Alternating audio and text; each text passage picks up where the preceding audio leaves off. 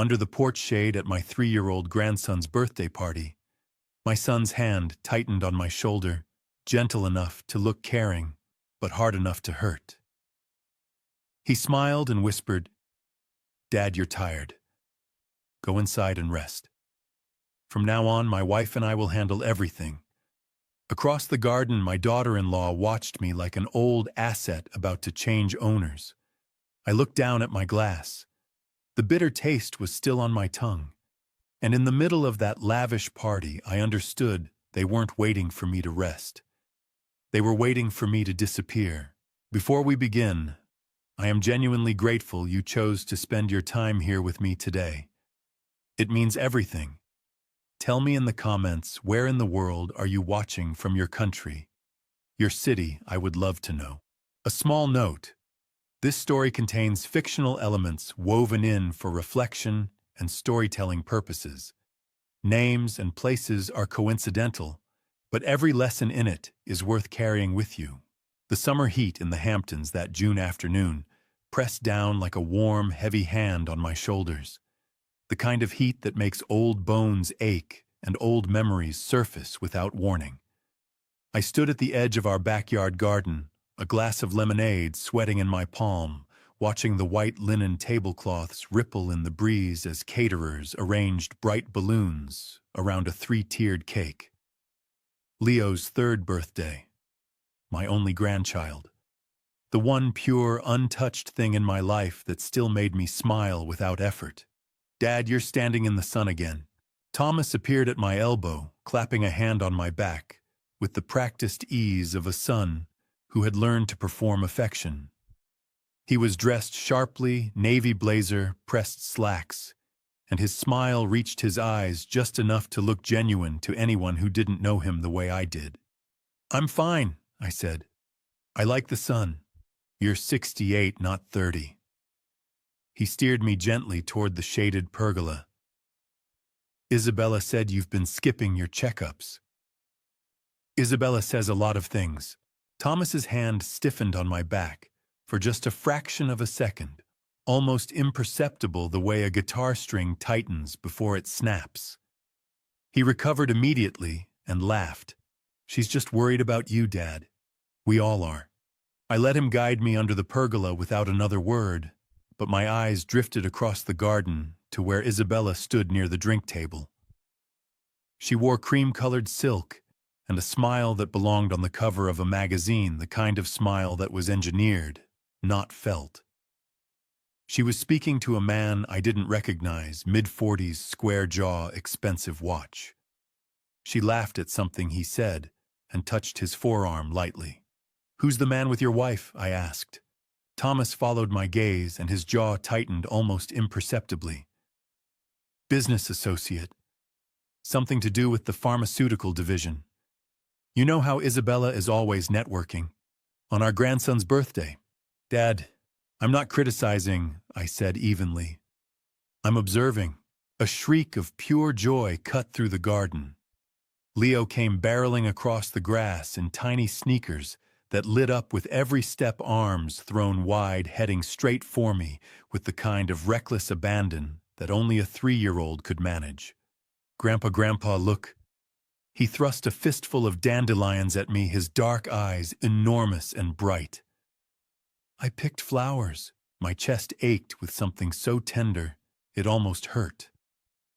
I crouched down, ignoring the protest in my knees, and took the dandelions like they were orchids. "These are the most beautiful flowers I have ever seen," I told him seriously. Leo burst into the loudest, most genuine laughter I'd heard all year and threw his arms around my neck. My eyes burned, not from the sun, but from something I wasn't willing to name yet. I held him for a moment longer than necessary. When I straightened up, Isabella was watching us from across the garden. Her expression was not warm. It was the look of someone performing a calculation. "Arthur." She approached with her drink, her voice carrying the smooth, modulated tone of someone who had spent years in courtrooms. "You look tired. Thomas tells me you haven't been sleeping well." "Thomas worries too much. He loves you. She tilted her head, studying me with those sharp gray eyes. We both do. Actually, I've been meaning to speak with you about the Millbrook property. The market timing is Sabalatunka. I said pleasantly, it's Leo's birthday. Her smile didn't waver.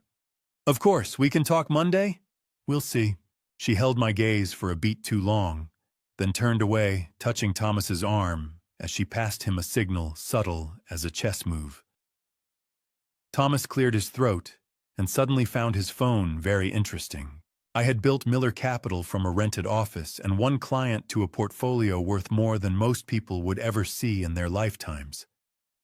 I had negotiated with men who smiled while they lied. I knew what it looked like. And standing in my own garden watching my daughter-in-law steer my son away from me with a touch. I felt the first cold thread of something I hadn't felt in years, not fear exactly, but the sharp animal instinct of a man who realizes he is being watched. Later, when the cake was cut and the candles were blown, and Leo had fallen asleep against my shoulder with frosting on his chin, I noticed Isabella slip away from the table. I watched her walk to the far end of the garden near the old stone wall. The man with the expensive watch was waiting for her. I couldn't hear them. But I watched Isabella pull a folded document from her clutch and hand it to him. He studied it, nodded once slowly. She said something that made him press his lips together and look toward the house toward me for just a moment. My arms tightened around Leo instinctively. The man pocketed the document, shook Isabella's hand, with two hands, the way people do when a deal is sealed, and walked toward the side gate without saying goodbye to anyone. Thomas appeared beside me with 2 glasses of wine. Here, he said. You look like you need this. I took the glass, but didn't drink. Thomas, I said quietly, who authorized the Millbrook property appraisal last week. He went very still. I saw the paperwork on my desk. I continued, my voice perfectly calm. The request came from your email, but I never asked for an appraisal. Thomas's grip on his wine glass tightened until his knuckles went white. It was just preliminary. Nothing formal. Isabella thought, I'll stop you there, I said softly. Because what I'm about to ask you is not a small question, Thomas. And I need you to think before you answer. He turned to look at me fully for the first time that afternoon. There was something in his eyes that I hadn't expected. Not guilt, not defiance, but something that looked almost like fear. What are you asking me, Dad? I looked down at Leo sleeping peacefully against my chest. His small hand curled around the lapel of my jacket, and I felt my heart crack open a little. Not from sadness, but from the quiet, determined resolve of a man who has just decided that enough is enough. I'm asking, I said, who you're really working for. Thomas never answered my question. He opened his mouth, closed it, and then, as if the universe itself had decided to interrupt the most important conversation of the year, Isabella called out from across the garden, her voice bright and artificial as a stage prop. Thomas, sweetheart, can you come help me with the dessert table?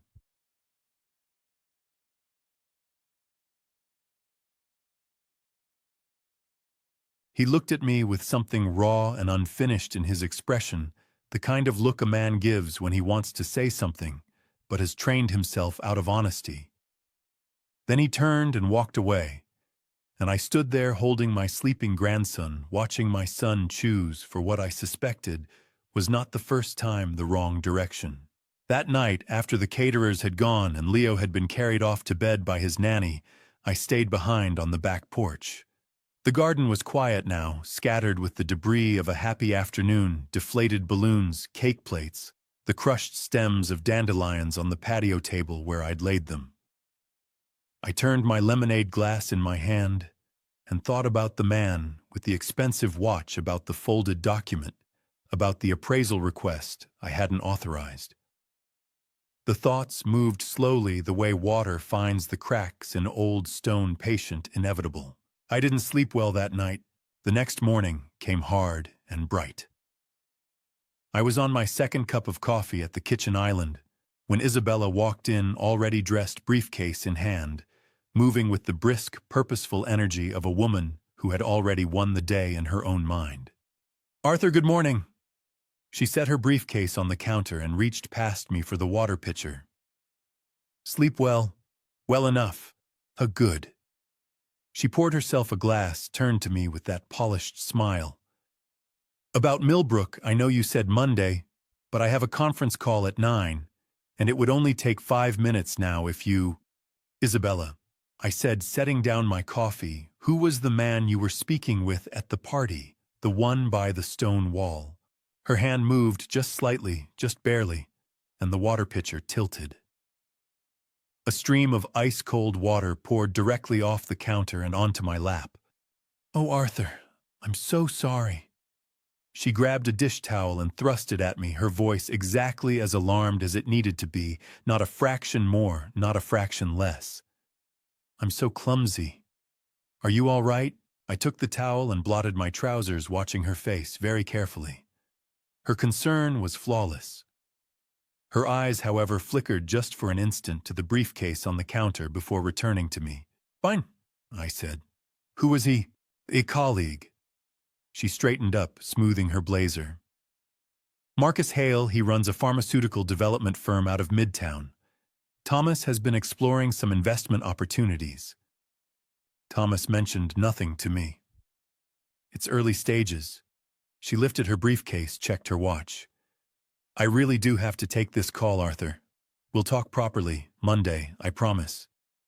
She was gone before I could respond, her heels clicking down the hallway with absolute confidence. I sat there with a wet dish towel in my hand and a feeling in my chest that was neither anger nor hurt. It was something colder, more focused. The feeling of a man who has just understood that he is not dealing with carelessness, that water had not been an accident.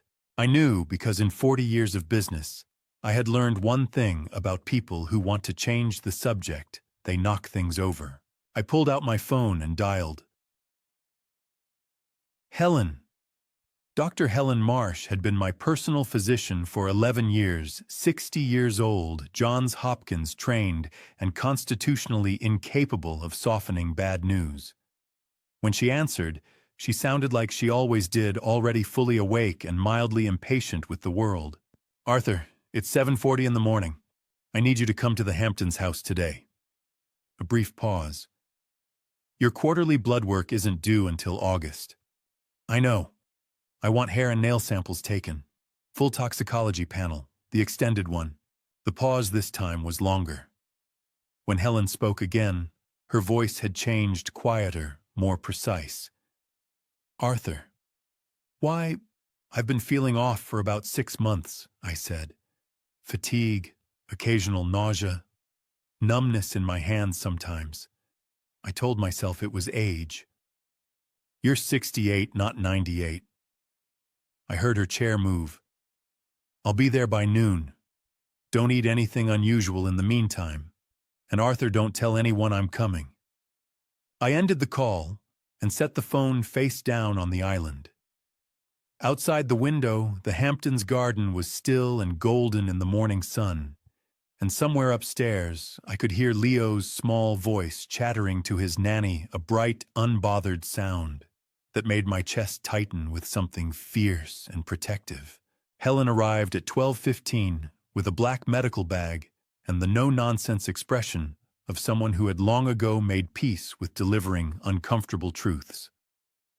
She sat up at the kitchen table, took hair samples from the back of my head, where they wouldn't be visible, clipped 3 fingernail samples, and drew blood with the quiet efficiency of someone who'd done it 10,000 times.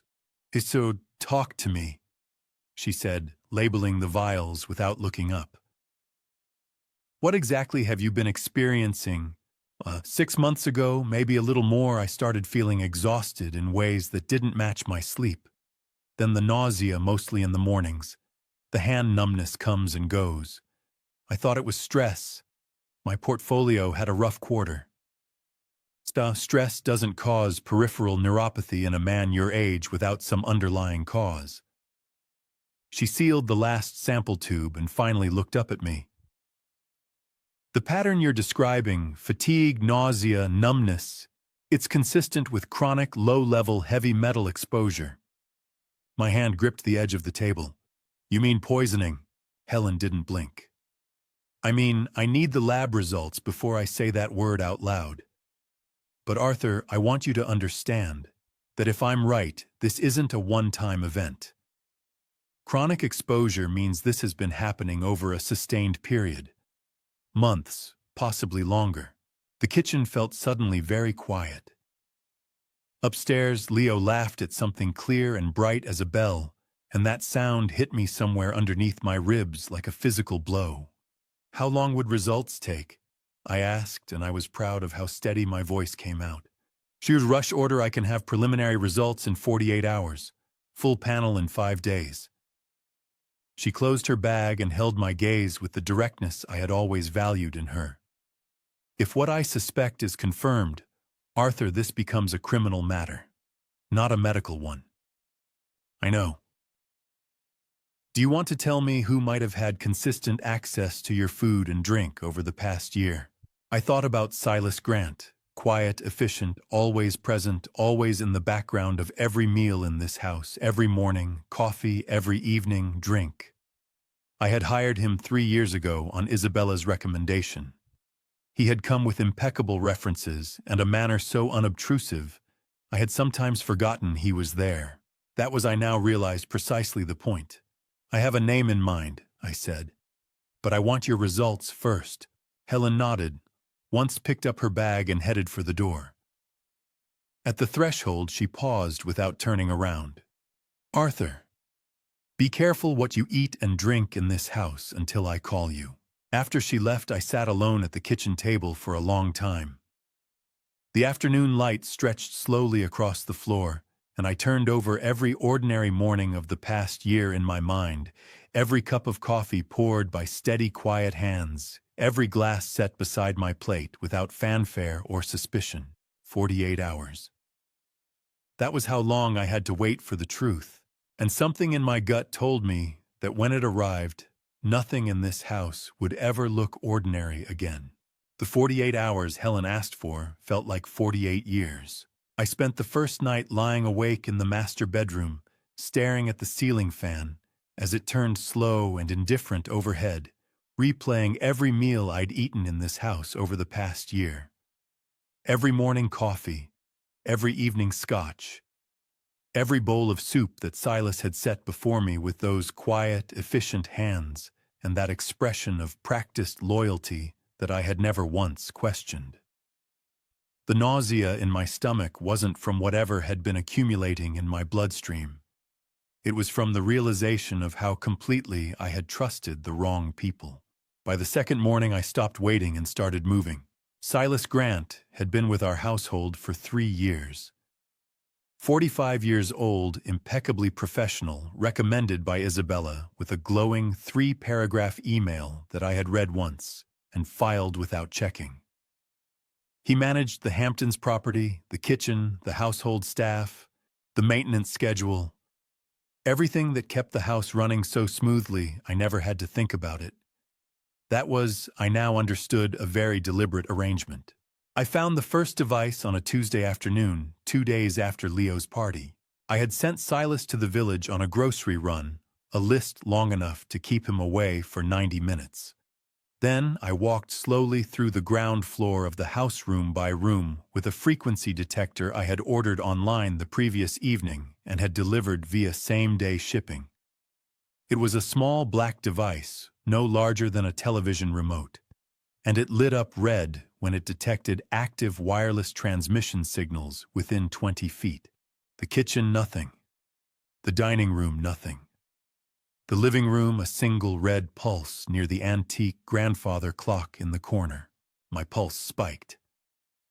I crossed the room, moved the clock forward an inch from the wall, and found it a wireless listening device no larger than a shirt button affixed to the back panel with a small adhesive strip.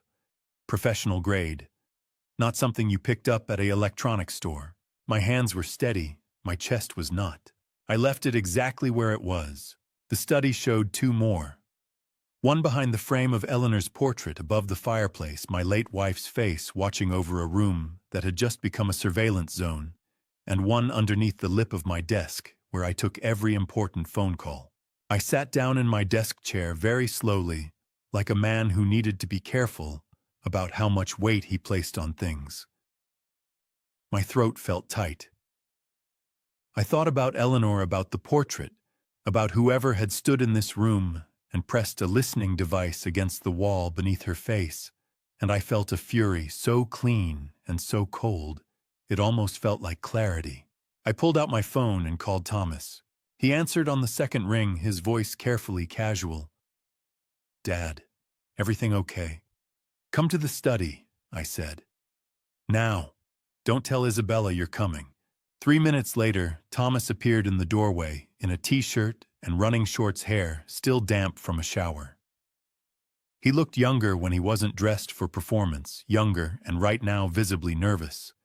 "What's wrong?" he asked, stepping inside. "Close the door." He did. I pointed to the chair across from my desk without speaking.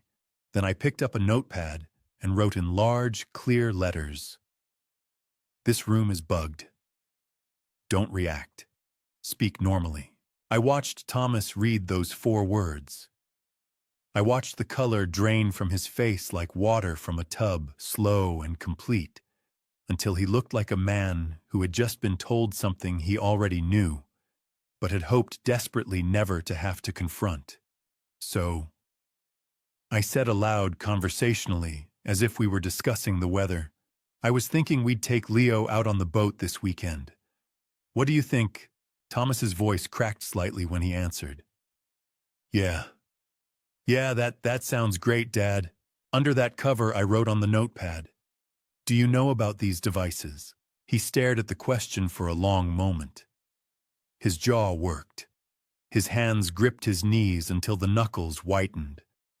Then he shook his head, one short, sharp movement, and something in his eyes looked so genuinely wrecked that for one moment I almost believed him. "Who has access to this room?" I wrote. He reached for the pen. His hand trembled as he wrote 2 words. "Silas. Isabella." I took the notepad back, underlined both names. Then I wrote the last thing, the question I needed him to answer more than any other: "Did you authorize this?" Thomas looked at that question for what felt like a very long time. His eyes went glassy at the edges, not quite tears, but close enough that the sight of it twisted something in my chest. That specific father pain of watching your child standing at the edge of something they cannot come back from. He picked up the pen. His writing was unsteady. "No, I swear to God, Dad. No." I looked at him carefully. In 40 years of reading people across boardroom tables, I had developed a reliable instinct for the texture of a lie. What I saw in Thomas's face right now was not the smooth surface of practiced deception. It was the jagged, desperate look of a man who was in over his head and had been for a long time. I wasn't ready to forgive him for the things I suspected he'd allowed. But I noted with the precision of a man building a case that he was not the architect. I stood up, smoothed my jacket, and said aloud, pleasantly, "Good. I'll ask Silas to pack the cooler." Then I picked up my phone and typed one message to a number I hadn't used in 8 months. "Ray, I need a meeting. Not on the phone. Tomorrow. Bring your badge." I hit send and set the phone face down on the desk, exactly as if nothing in the world had changed. But everything had. The drive from the Hamptons to Manhattan the next morning took just under 3 hours, and I spent every mile of it thinking about Silas Grant. I thought about the way he moved through the house, precise, soundless, always at the right distance to be helpful without being intrusive. I thought about the morning coffee he prepared every day without being asked, setting it on my desk, with the particular brand of instant familiarity that I had read as devotion and now reread as access. I thought about Isabella's glowing recommendation email, 3 paragraphs of praise for a man she claimed to have known through professional circles, and I wondered what exactly those circles looked like, and what they had discussed in the center of them. By the time my driver pulled up outside the restaurant in Midtown, a quiet Italian place on 52nd Street, where the booths were deep and the music covered conversation, I had built a preliminary timeline in my mind that made my blood run cold. Ray Colton was already there when I arrived. Let me tell you about Ray. He is 52 years old, my late wife's cousin's son, which makes him family by a route that involves enough twists that most people stop trying to map it. He has worked with the FBI's Financial Crimes Unit for 19 years, long enough to have watched 2 recessions, 3 major fraud trials, and 1 very public Ponzi scheme collapse with the particular brand of weary, gimlet-eyed patience that comes from spending 2 decades watching rich people do terrible things to each other over money. He was a lean man with close-cropped salt and pepper hair, a permanently creased forehead, and the kind of still watchful energy that made people at dinner parties instinctively lower their voices. He stood up when I walked in, shook my hand with both of his firm brief, and studied my face the way a doctor reads an X-ray. "You look like hell, Arthur," he said. "Thank you, Ray. You look exactly the same. I'm serious." He sat back down as I slid into the booth across from him. "How long have you actually been sick? And Helen called you?" "She called me this morning, off the record." He folded his hands on the table. "Preliminary results came back. You want to hear them here, or?" "Here is fine." He pulled a folded printout from the inside pocket of his jacket and smoothed it on the table between us, angling it toward me. I put on my reading glasses and looked at the numbers. The arsenic levels in my hair samples were 3 times the normal threshold. The timeline embedded in the readings because arsenic deposits in hair in measurable increments, as the hair grows, functioning almost like a biological ledger, indicated chronic low-level exposure beginning approximately 14 months ago. My coffee cup stopped halfway to my mouth. 14 months, I said. That's what the preliminary shows. Full panel will be more precise." Ray's voice was even professional, the voice of a man who had learned to deliver bad news without flinching. "Arthur, this is not accidental. This is a deliberate, sustained campaign." I set my cup down carefully. My hand was completely steady, and I was bizarrely proud of that. "I need you to understand something before we go further," Ray said, leaning forward slightly. "If I open a case on this, it becomes federal. The moment federal law enforcement is involved, you lose control of the timeline. Things move at the Bureau's pace, not yours. Are you prepared for that?" "Not yet," I said. "I need more evidence before we formalize anything." Ray studied me for a moment. "What do you have?" I told him about the listening devices, about the frequency detector, the grandfather clock, Eleanor's portrait, the desk. I told him about the Millbrook property appraisal I hadn't authorized, about the man Isabella had met at Leo's party, the folded document, the handshake, the name, Marcus Hale. Ray's expression didn't change, but something behind his eyes sharpened instantly. "Marcus Hale, as in Hale Pharmaceuticals." Then Isabella said Thomas was exploring investment opportunities with him. Investment opportunities. Ray repeated the phrase slowly, the way you repeat something that means something different from what it appears to mean. He pulled out his phone and typed a note. "Arthur Hale Pharmaceuticals has been under informal scrutiny for approximately 8 months over a patent acquisition that the FDA flagged as irregularly expedited. If Isabella is brokering a deal between Hale and Miller Capital without your knowledge or authorization, then she's using my company's assets and reputation as leverage in a deal I never agreed to," I finished. "Not which, depending on the structure of the deal, could constitute securities fraud, breach of fiduciary duty, and potentially wire fraud if any of the communications crossed state lines." He set his phone down. "Which, given that Hale is based in New Jersey, and this conversation presumably happened in New York, they almost certainly did." I took a long, slow breath. The air in the restaurant smelled of garlic and bread, warm and ordinary, completely indifferent to the fact that I was sitting in a booth, mapping out the dimensions of my own family's betrayal. "There's something else," I said. "I want you to explain Section 81 to me. Simply. Like I'm not a lawyer." Ray nodded, unsurprised by the request. New York Mental Hygiene Law Article 81 allows a court to appoint a guardian to manage the personal and financial affairs of someone deemed incapacitated, meaning they can no longer make sound decisions for themselves. To trigger the process, someone petitions the court. A judge then appoints an evaluator to assess the person. If the evaluation supports incapacity, the judge can remove that person's control over their own assets and place it in a guardian's hands. And the guardian could be a family member. Yes, a spouse, an adult child, or their legal representative. He held my gaze steadily. It's designed to protect vulnerable people, but it's also in the wrong hands, a mechanism for financial control. All it takes is a cooperative medical evaluator and a compelling narrative about a wealthy, elderly man who is showing signs of decline.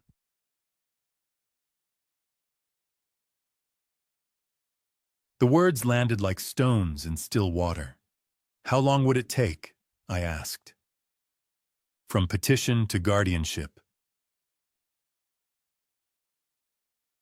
In New York, the process typically takes 60 to 90 days from filing to court hearing.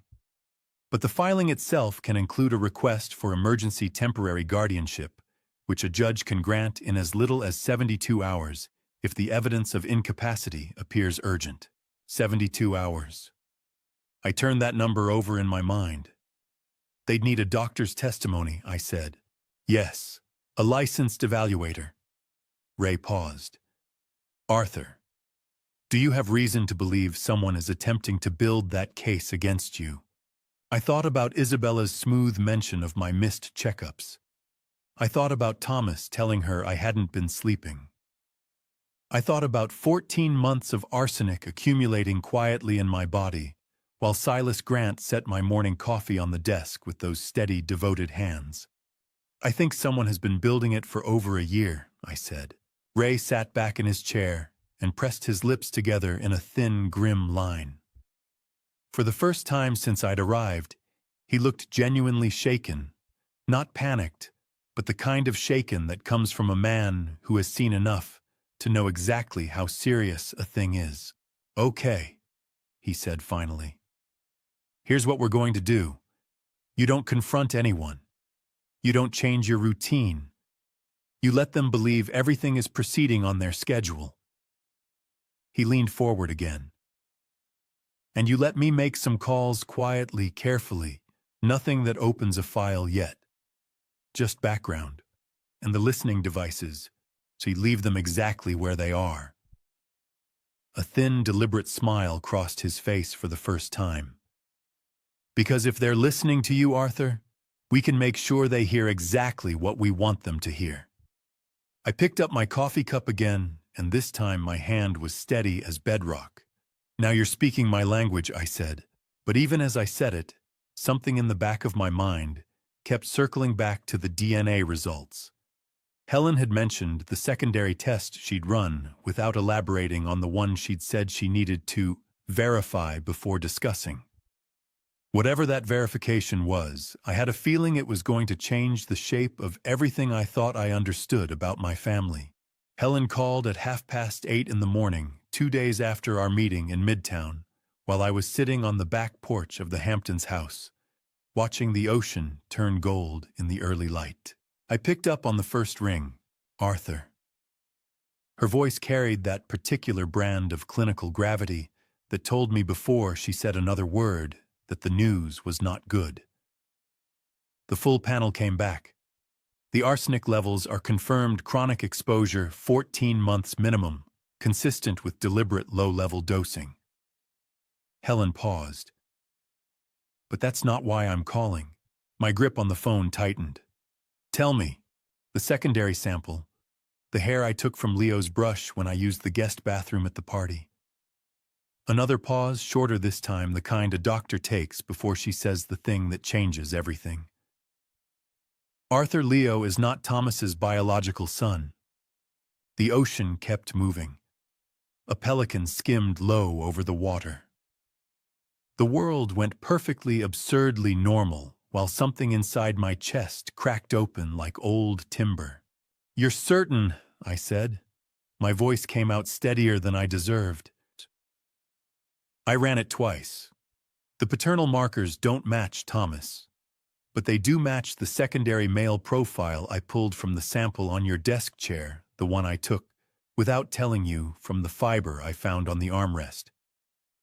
I believe that sample belongs to whoever sits in that chair regularly when you're not home. Silas." The name dropped through me like a stone through deep water. "Helen," I said carefully, "this information stays between you and me. And Ray. Understood?" "Arthur, are you all right?" "No," I said honestly. "But I will be." I ended the call and sat very still for a moment. The phone warm in my palm, the morning light falling across my hands. Thomas had no idea. I was almost certain of that. Thomas had raised Leo as his son from birth, and until that moment he had no reason to question it. He loved Leo. I had watched him with that little boy, watched the way his whole face softened when Leo reached up for him, the way he swung him onto his shoulders without being asked. Whatever else Thomas had done or allowed or looked away from, he did not know that the child he was raising was not his. And Isabella knew exactly whose it was. That knowledge settled in me like something heavy and permanent. Then I stood up, squared my shoulders, and went inside to play my role.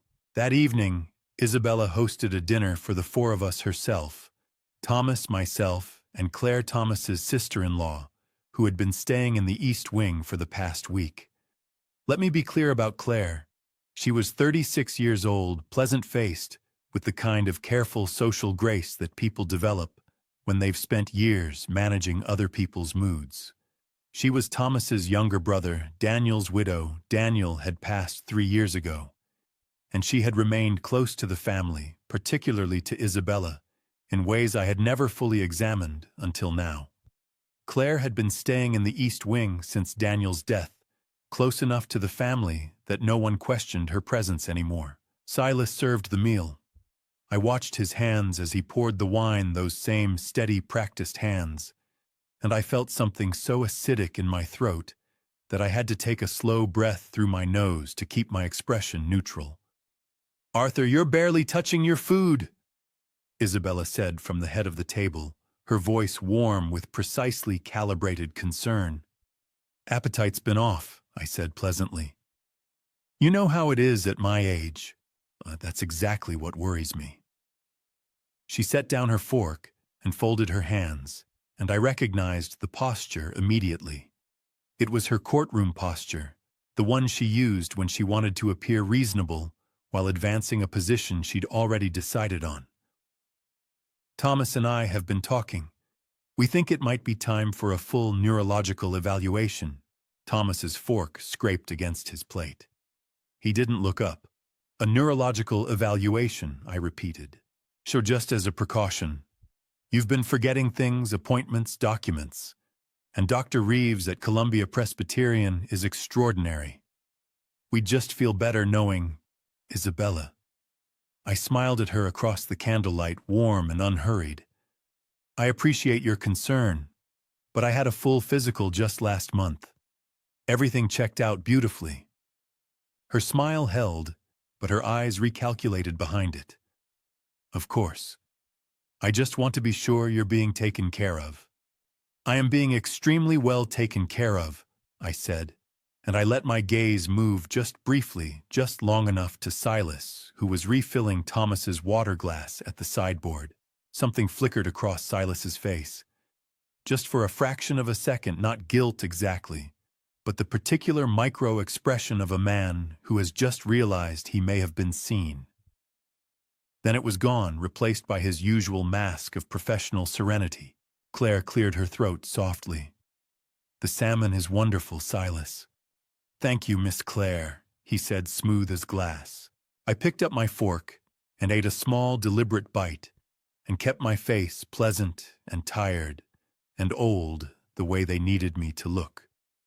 Under the table, my free hand curled into a fist against my thigh, not from fear, but from the effort of containing something that wanted very badly to come out.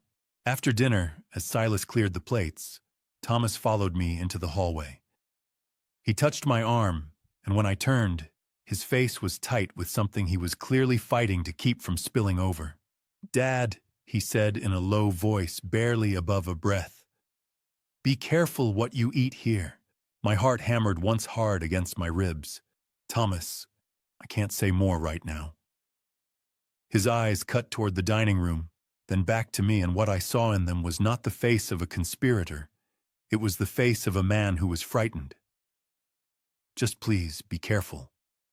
He turned and walked back toward the dining room before I could respond, and I stood alone in the hallway with my heart pounding and the terrible clarifying realization that my son was not entirely lost. Not yet. I didn't sleep that night. Not because of fear, but because my mind wouldn't stop turning over what Thomas had said in the hallway. Those 6 words that had cracked open a gap in everything I'd assumed about him. Be careful what you eat here. He knew something. Maybe not everything, but enough to be frightened. Enough to warn me in a whisper while his wife was 20 feet away. I lay in the dark and turned that warning over and over like a stone with something written on the underside, trying to read it clearly. By 5 in the morning, I gave up on sleep, dressed quietly, and called Helen. She answered in 2 rings. "I was expecting you to call earlier, honestly. I needed to think first." I kept my voice low, the bedroom door locked. "Helen, I want to start the chelation protocol. Today, if possible." Helen started a medically supervised chelation protocol and monitored my kidney function weekly, while the toxicology team documented the arsenic exposure. The medication works by binding to arsenic molecules in the bloodstream and carrying them out of the body through the kidneys. It's not glamorous. It involves daily oral doses, strict monitoring of kidney function, and enough fatigue to make a man already running on disrupted sleep feel considerably worse before he feels better. But it was the only medically sound way to begin reversing 14 months of damage. "I've already prepared the prescription," Helen said briskly. "I'll have it couriered to the Midtown address you trust, not the Hamptons house. And Arthur, I need you on weekly blood work. I have to monitor your kidney function carefully while you're on DMSA." "Understood." "There's something else." I heard papers shuffling on her end. "I've been reviewing the accumulation pattern in your hair samples more carefully. The dosing isn't random. It's precise, low enough to avoid acute symptoms that would send you to an emergency room, high enough to produce the chronic fatigue, the cognitive fog, the neuropathy. Whoever is administering this knows what they're doing. This isn't someone who read about arsenic poisoning online. This is someone with access to the right compounds and the knowledge to dose them correctly." My throat tightened. "Medical background or pharmaceutical. The compound signature I'm seeing is inorganic arsenic, not the naturally occurring organic form you'd find in trace amounts in food. This is synthesized, which means it came from somewhere very specific. Marcus Hale, Hale Pharmaceuticals," the name Ray had said with that quiet, sharpened tone. "Helen, I need you to document everything. Every sample, every result, every date. If this ever goes to court." "It's already documented," she said firmly.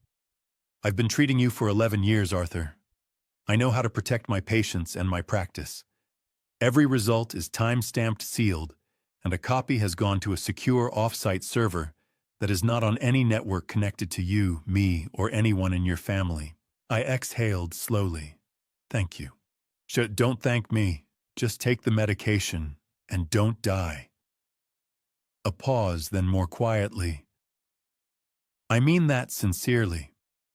I almost smiled despite everything. I know you do. I drove into the city that afternoon, under the pretense of a lunch meeting, which was true, just not the lunch I'd mentioned to Isabella. I met Ray at a different location this time, a nondescript office in a building on Lexington Avenue that housed, among other things, a private legal firm and 2 floors of what looked from the lobby like generic corporate consulting space. Ray was waiting in a conference room on the 4th floor with 2 other people I hadn't expected. The first was James Whitfield, my attorney of 22 years. James was 64, silver-haired, meticulous, in the way that only truly good lawyers could sustain over decades. The kind of man who read contracts the way musicians read scores, hearing things between the lines that ordinary eyes missed. He rose when I walked in and shook my hand with a grip that communicated wordlessly that he already knew most of it and was already angry on my behalf. "Arthur," he said simply. "James." The second person was a woman I didn't know, early 40s, dark suit, a tablet in front of her, and a yellow legal pad beside it filled with notations. Ray introduced her. "This is Dr. Patricia Alden. She's a forensic toxicologist I've used on 3 federal cases. I've already briefed her on Helen's preliminary findings, completely off the record at this stage." Dr. Anand extended her hand and shook mine with brisk professionalism. "Mr. Miller, I want to be upfront with you. What I've reviewed in Dr. Marsh's preliminary data is some of the most methodically executed long-term poisoning I've seen outside of a case study. Whoever did this was patient and careful. That actually works in your favor legally because it demonstrates intent far more convincingly than a single acute event would." "How so?" I asked, settling into my chair. "Acute poisoning can be argued as accidental contaminated food source environmental exposure. 14 months of precisely calibrated dosing cannot. The pattern itself is evidence of premeditation." She tapped her tablet. "Combined with the compound signature Dr. Marsh identified, inorganic arsenic synthetic origin, we can trace the supply chain. That chain, if it leads where I think it does, gives you a direct evidentiary link between the person administering the poison and the person supplying it." Ray leaned forward. "I made some quiet inquiries about Hale Pharmaceuticals last night. Marcus Hale's company holds 3 patents on arsenic-based oncology compounds, experimental cancer treatments. They're not commercially available. They're locked behind clinical trial protocols.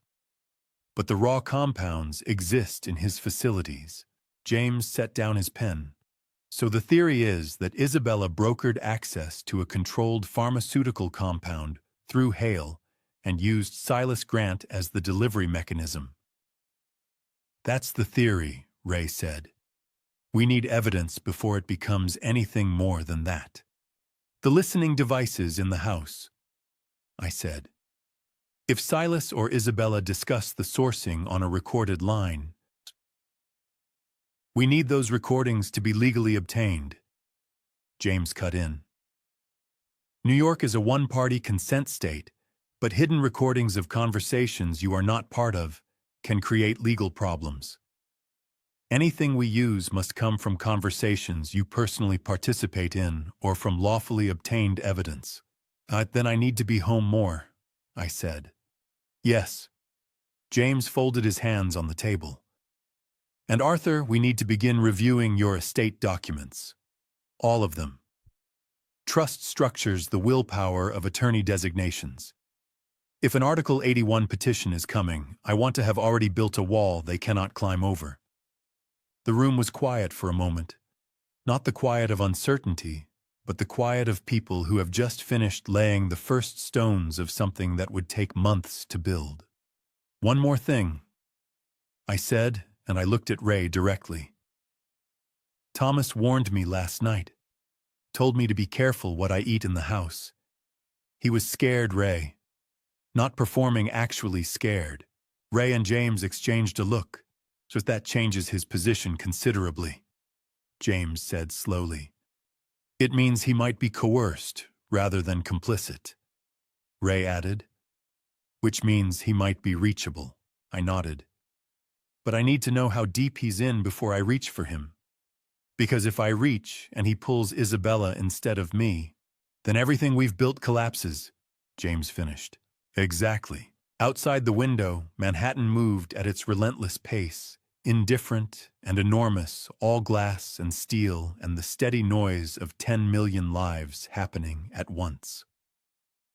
And somewhere inside all of that, in a courthouse or a firm or a pharmaceutical facility in New Jersey, people were already moving pieces on a board they thought I couldn't see. They were about to find out how well I could see.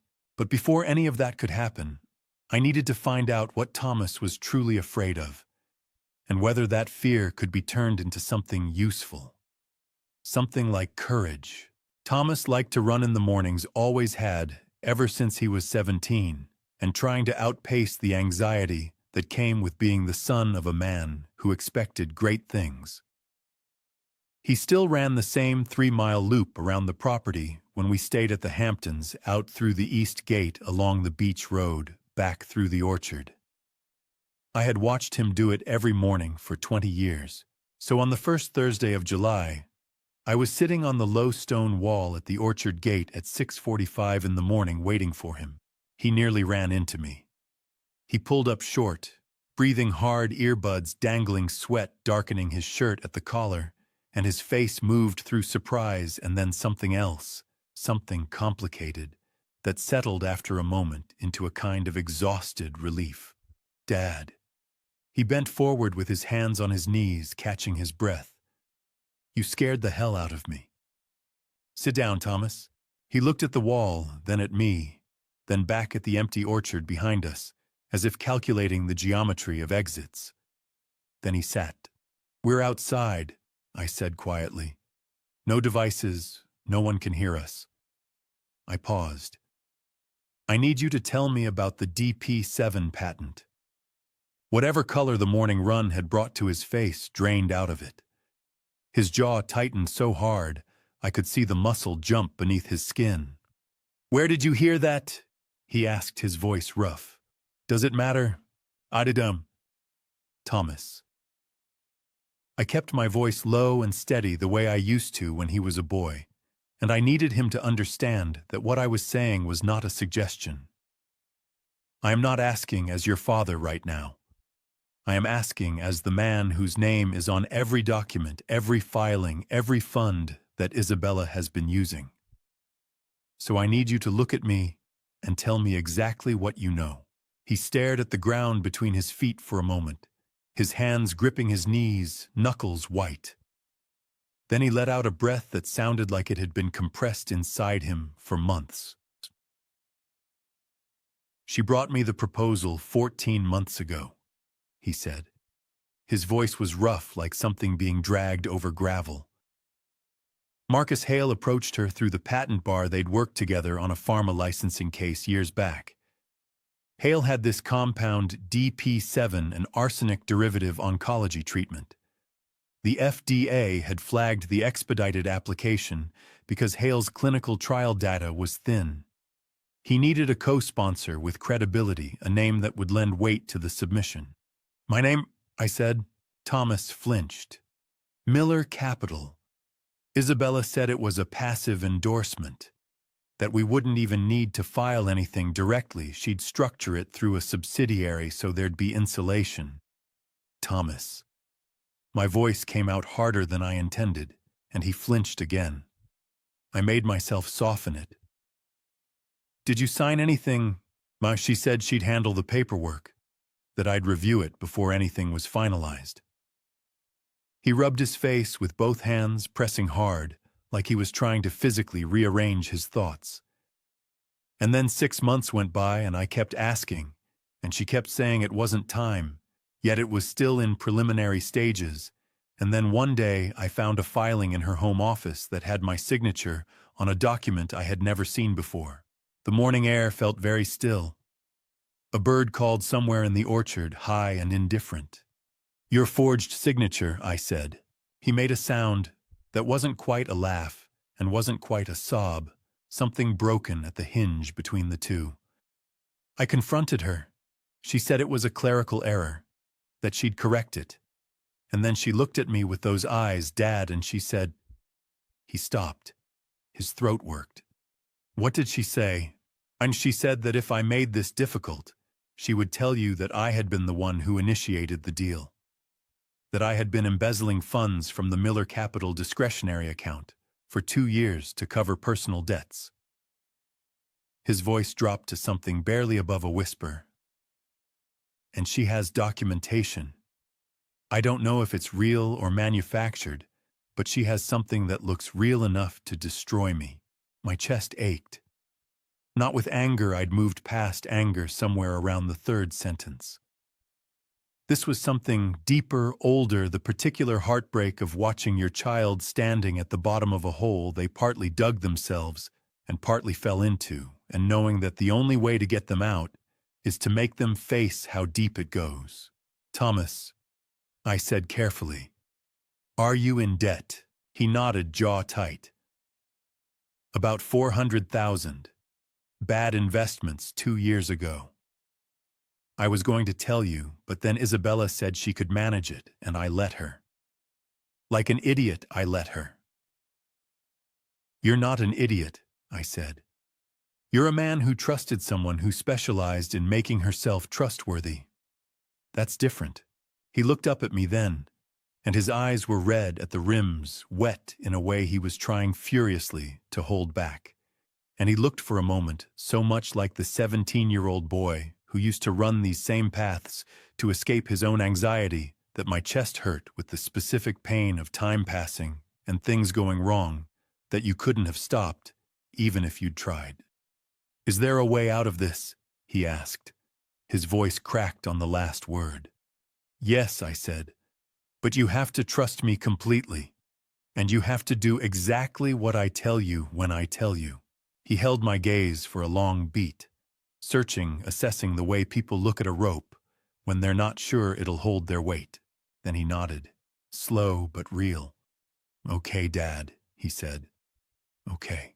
I drove back to the city that same afternoon, the windows down the July air warm and smelling of cut grass and highway tar, Thomas's broken voice still sitting somewhere in the back of my mind like a splinter I couldn't quite reach.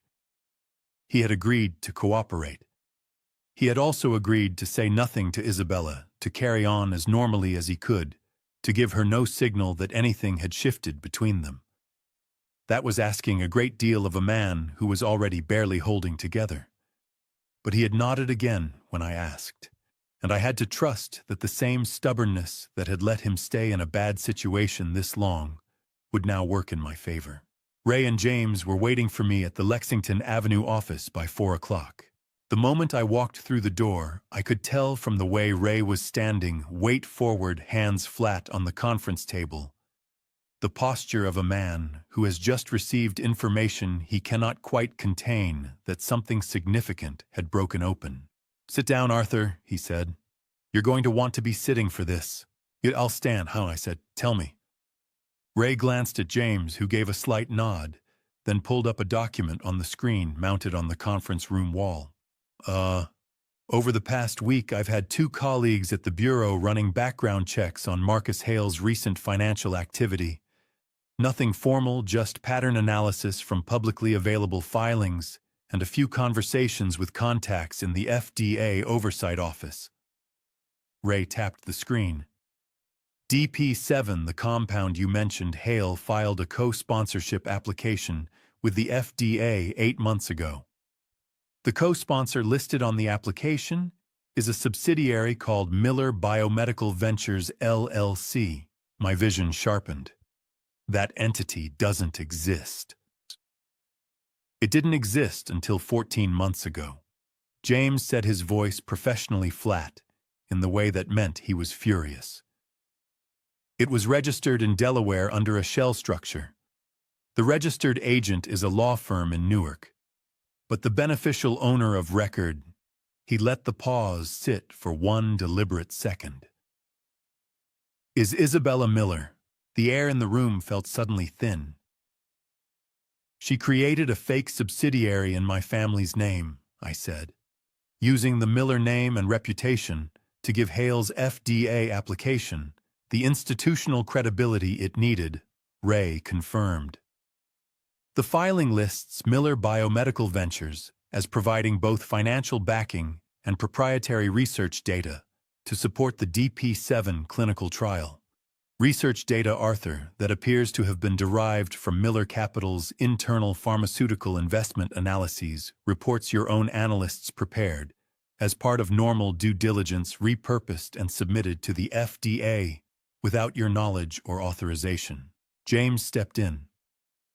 In legal terms, this constitutes fraud on a federal regulatory body, securities fraud, given the investment implications, and wire fraud, because every communication in furtherance of the scheme crossed state lines. For Isabella personally, as a licensed attorney, it also constitutes a breach of professional ethics, severe enough to warrant disbarment proceedings. I pulled out a chair and sat down. After all, the arsenic in the DP7 compound, I said slowly, thinking out loud. Hale's facility is the source. That's what Dr. Annan's compound signature analysis suggests, Ray said. We're not there yet. Evidentially, we need a direct chain of custody. But the circumstantial architecture is strong. Hale supplies the compound, Silas administers it. Isabella orchestrates, Thomas is silenced through manufactured debt documentation. He paused. It's clean, it's coordinated, and it's been running for over a year. And the motive for poisoning me specifically? I asked, though I already knew the answer in my bones. Section 81, James said.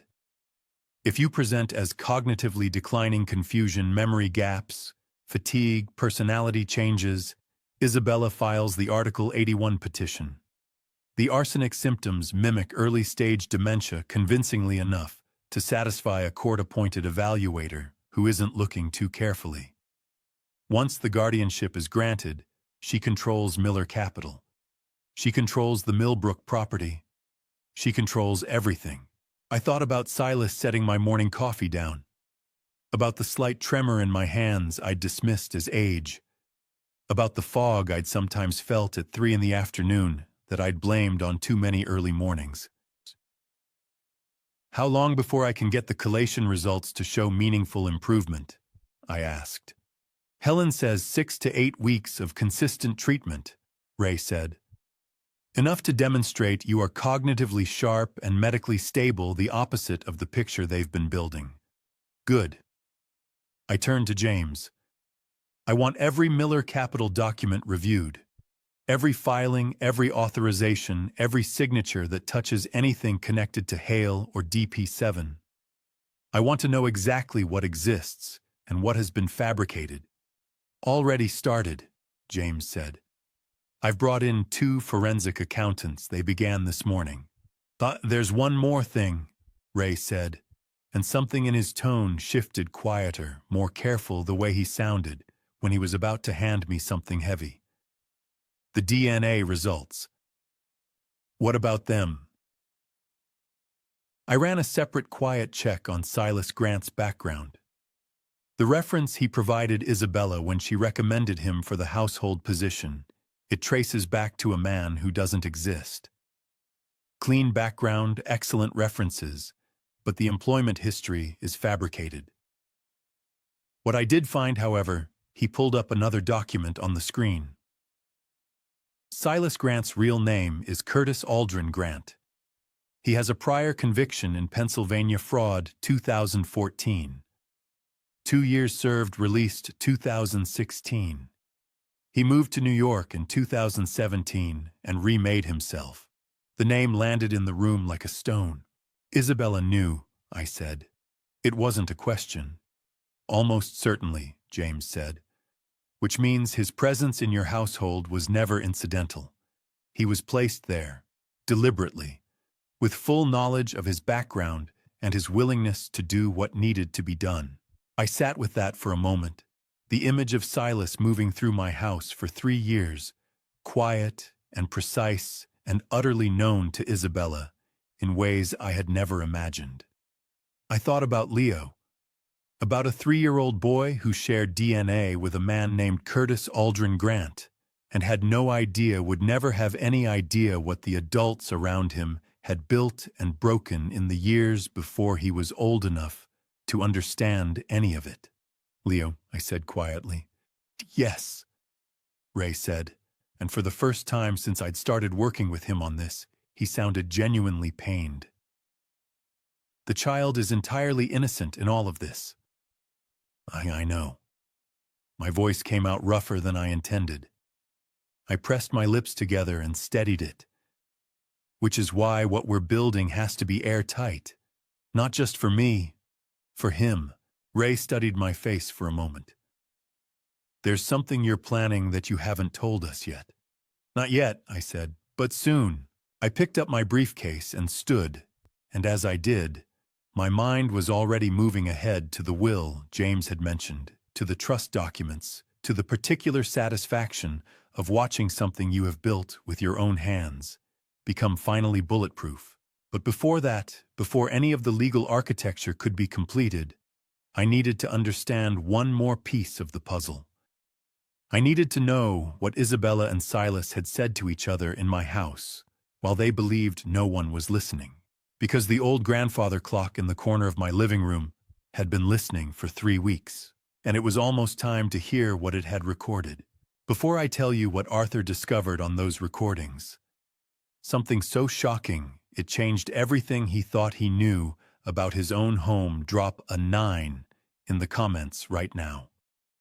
Just so I know you are still here with me. A gentle reminder, this story contains some fictional elements shaped for reflection and storytelling. If that is not for you, no hard feelings, you are free to step away at any time. But if you are staying, you will want to hear what comes next. Ray sent the audio files at 7 in the morning on a Tuesday, 3 weeks into July, with a single text message that read, "Pulled and cleaned the recordings. Sit down before you listen. All 3 devices. 41 hours total." I've time-stamped the sections you need to hear first. I was at the Midtown apartment, the one Isabella didn't know. I kept a modest 2-bedroom on the 31st floor that I'd maintained under a separate holding entity for exactly the kind of occasions when I needed to think without being watched. I made coffee, sat down at the kitchen table with my laptop and a legal pad, and pressed play on the first file. The first 20 minutes were ordinary. Staff conversation, kitchen sounds, the mundane machinery of a household running. Then, at the 23-minute mark, I heard Isabella's voice and my hand tightened around my coffee cup so hard, the ceramic creaked. "Is he taking the supplements?" she said. Silas's voice answered smooth and unhurried. "Every morning. He hasn't questioned anything." "Good. The fatigue should be more pronounced by August." "Helen Marsh is the variable I'm most concerned about. If Arthur asks her for a second opinion, I can manage that," Silas said. "I have the name of a certified evaluator who does private consults. Dr. Fenwick at Riverside. He's done 3 Section 81 evaluations in the past year." "When I know Fenwick," Isabella said, and there was something in her voice, a particular warmth, the warmth of someone discussing a business arrangement they find satisfying. "He's thorough when he needs to be, and flexible when that's more useful. I'll reach out to him directly." I stopped the recording. My hands were perfectly steady. My chest was not. I pressed play again. The next flagged section was 40 minutes later. Different room, the acoustics shifted, the background hum of the house changing in the way it does when you move from the kitchen to the study. I heard Claire's voice lower and quicker than usual, like someone talking fast to stay ahead of their own nerves. "Silas, you promised me this would be over by September." "It will be." Silas's voice was entirely different when he spoke to Claire, softer, more careful, the way you speak to something you're not sure you can hold. "Once the guardianship is through, we get paid and we leave. It's that simple." "Nothing about this is simple." Claire's voice cracked at the edges. Leo is right upstairs. He's 3 years old, Silas. Every time I look at him, don't. Silas's voice sharpened. Don't do that to yourself right now. He's your son, Claire said, and her voice broke fully on the last word, splintering in a way that cut through the recording and landed in my chest like something sharp. He's your son, and you're in this house poisoning his grandfather, and you want me to just... Claire. His voice went hard and flat. Enough. A long, unsteady breath from Claire. Then footsteps. Then the sound of a door closing. I paused the recording and pressed both hands flat on the table and breathed through my nose for several slow seconds. The Manhattan skyline sat outside the window, indifferent and glass and steel going about its infinite business, while I sat in a kitchen chair and absorbed the weight of what I'd just heard. Claire knew. She had known for some time. She was not the architect. The terror in her voice was real, but she was not innocent either. And the fact that she was in that house near Leo, knowing what Silas was doing and staying anyway, made something surge in me that I had to actively press down before it became something I couldn't control. I called Ray. He answered immediately. You listened. Claire is involved, I said. Not as a planner, she's terrified. But she knew about the arsenic.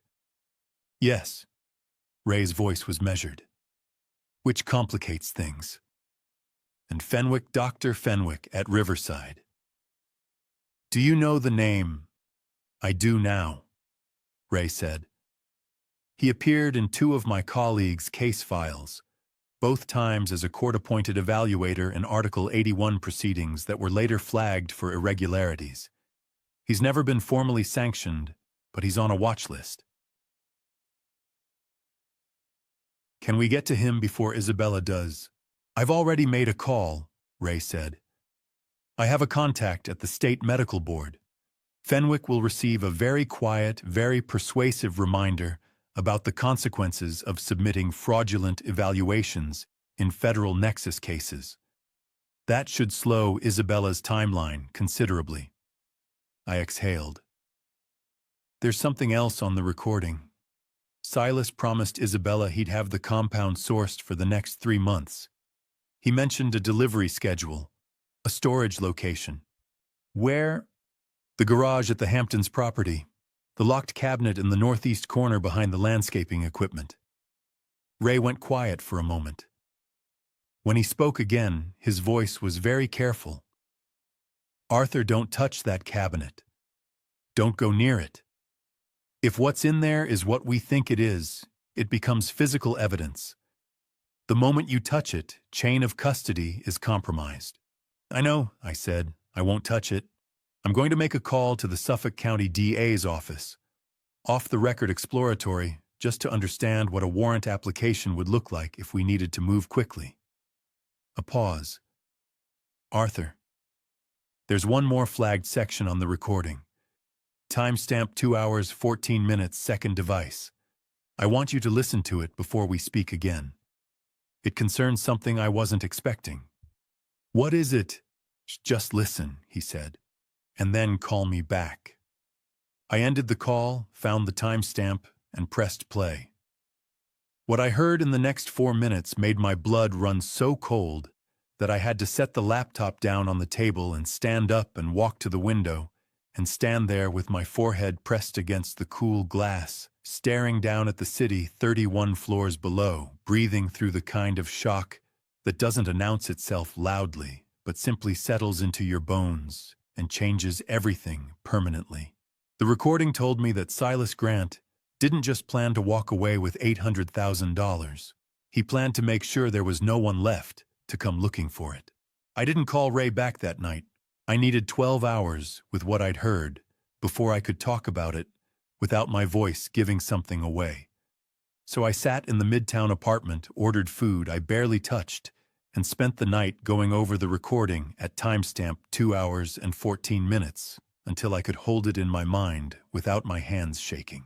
What Silas had said to someone on a phone call, a call I now knew from the audio quality and the single-sided nature of the conversation had been made from my study while I was at dinner, was this: the old man's not going to be a problem past October. Once the evaluation goes through and the transfer is done, we clean the slate. The wife too, if it comes to that. I've done cleaner jobs than this. Clean the slate. He had said it the way a man says, take out the trash, casual, functional, entirely without feeling. And in those 6 words was the thing that changed the shape of everything I'd been building. This was no longer about money. This was no longer about guardianship or patents or forged signatures. This was about whether my wife and I would be alive to see the new year. I called Ray at 6 in the morning. I heard it. I said the moment he picked up, I know. His voice was already wide awake and very grim. Arthur, we are past the exploratory phase. This is a credible threat against your life. Federal Statute 18 U.S.C. 1117 covers conspiracy to commit murder. The moment Silas said those words on a recording in your home, he crossed a line that we cannot step back from. I know what I want to do, I said. Tell me. I want to confront him. Today. Before he has any reason to think anything has changed. A brief pause. Arthur. Not impulsively, I said firmly. Strategically. With everything in hand. I want to give him the choice between federal prosecution and cooperation. If he flips on Isabella, we get everything: the poisoning, the patent fraud, the Section 81 scheme. Everything. Another pause, longer this time. Then, if you do this, I want Thomas in the house as a witness, and I want a recording device running. Both already planned, I said. I drove back to the Hamptons that morning. The July heat was dense and white, the kind that turns the highway into a long silver mirage. And I drove through it thinking about Silas, about 3 years of him moving through my house, about coffee cups and dinner plates, and the small accumulated trust of 1,000 ordinary mornings, and I let myself feel the full measure of that betrayal for exactly the length of the drive. Then I parked, got out, and put it away. Thomas was waiting on the porch, as I'd asked him to be. He looked like he hadn't slept.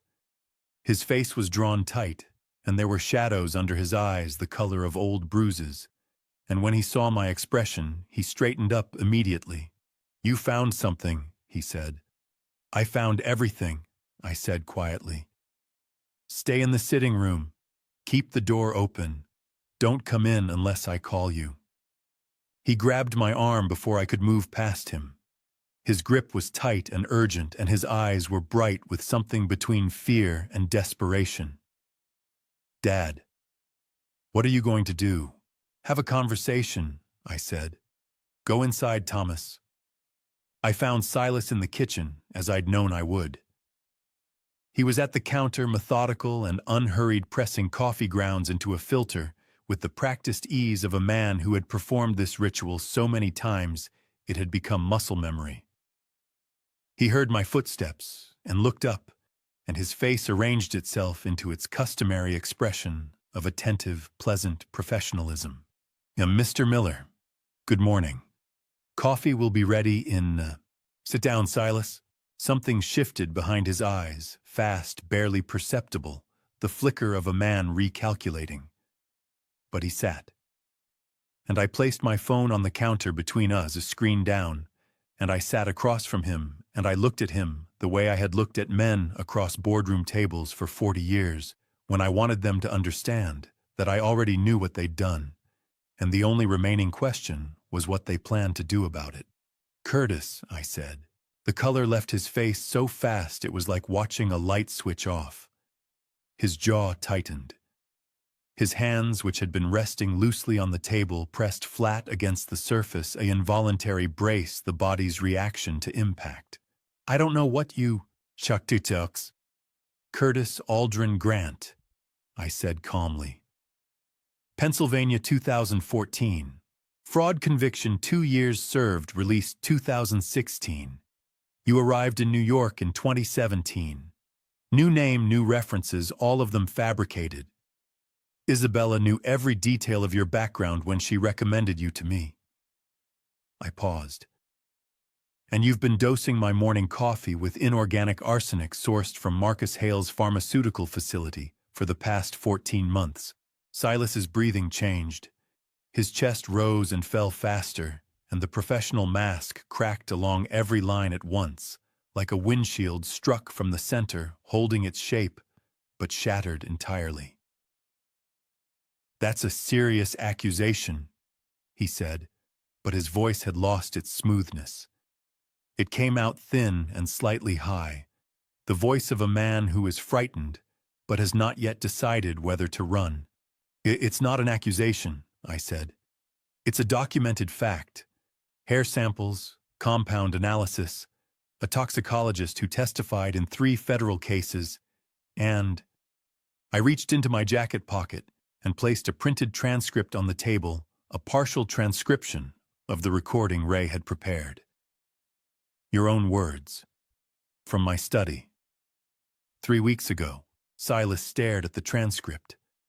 His eyes moved across the lines, and I watched the fight go out of him, not all at once, but steadily, like air from a slow leak, until he was sitting across from me, looking like a man who had just understood that every door he thought was open was in fact locked. "What do you want?" he asked. His voice came out hoarse and small. "Chakichaim." "I want you to understand your position," I said.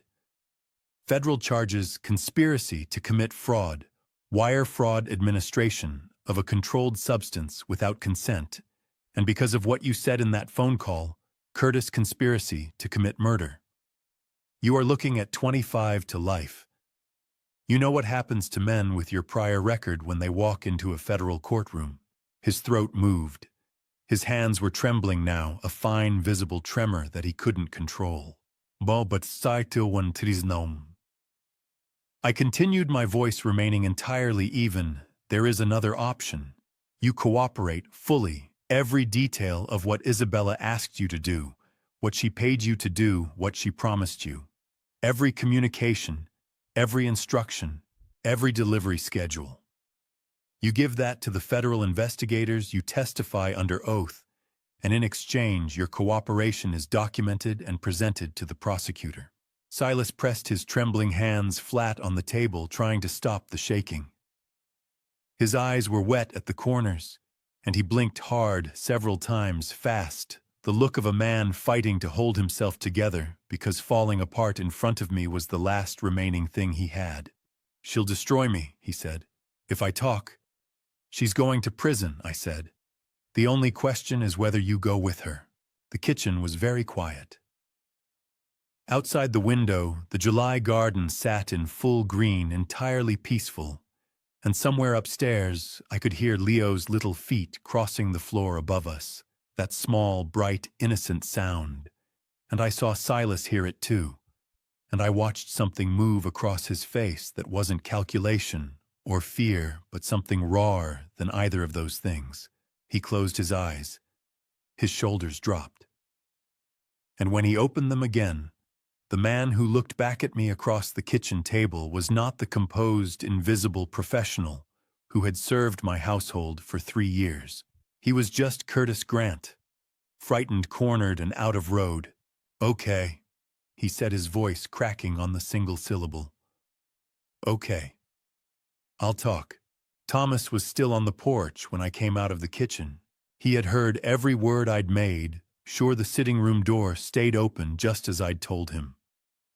He was standing with his back against the railing, arms crossed tight over his chest, and when I appeared in the doorway, he looked at me with an expression that I could only describe as a man seeing something he'd been afraid to look at directly for a very long time. "He agreed," Thomas said. It wasn't a question. "He agreed," I confirmed. Thomas pressed his lips together hard. His jaw worked. Then he turned away from me and gripped the porch railing with both hands and stared out at the garden, and I could see in the set of his shoulders the particular weight of a man absorbing the full dimensions of how badly things had gone wrong in his own house. Dad. His voice came out rough, scraping the edges of something he was fighting to hold back. I let this happen. I know that. I let her in, and I looked away, and I killed Thomas. I walked out to stand beside him. We're not doing that right now. Right now, we move.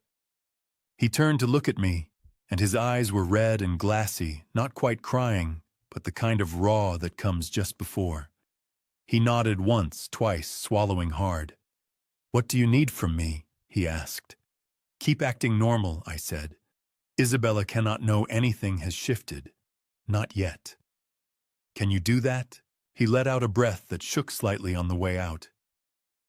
I've been acting normal for 14 months, Dad. I think I can manage a few more weeks. The bitterness in those words landed like a stone in still water. I put my hand on his shoulder, brief, firm, and he pressed his lips together again and straightened up, pulling himself back together with the visible effort of a man rebuilding a wall with his bare hands. Ray arrived at the Hamptons' house that afternoon with James Whitfield and a woman I hadn't met before, a court reporter, compact and precise, who set up a recording system at the dining room table with the practiced efficiency of someone who had done this in considerably more chaotic circumstances. Ray introduced her only as Carol, which I understood to mean her full name was not relevant to what we were doing.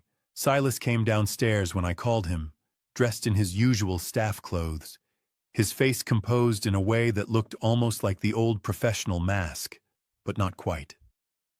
The edges were wrong.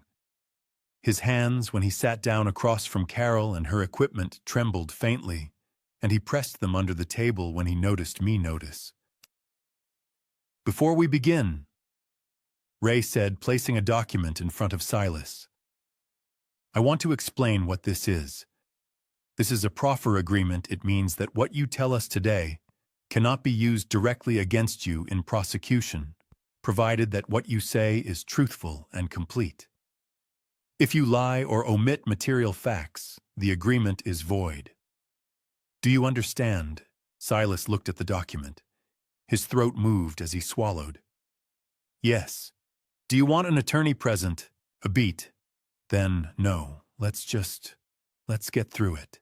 What followed was 3 hours of the most exhausting and necessary listening I had ever done. Silas talked.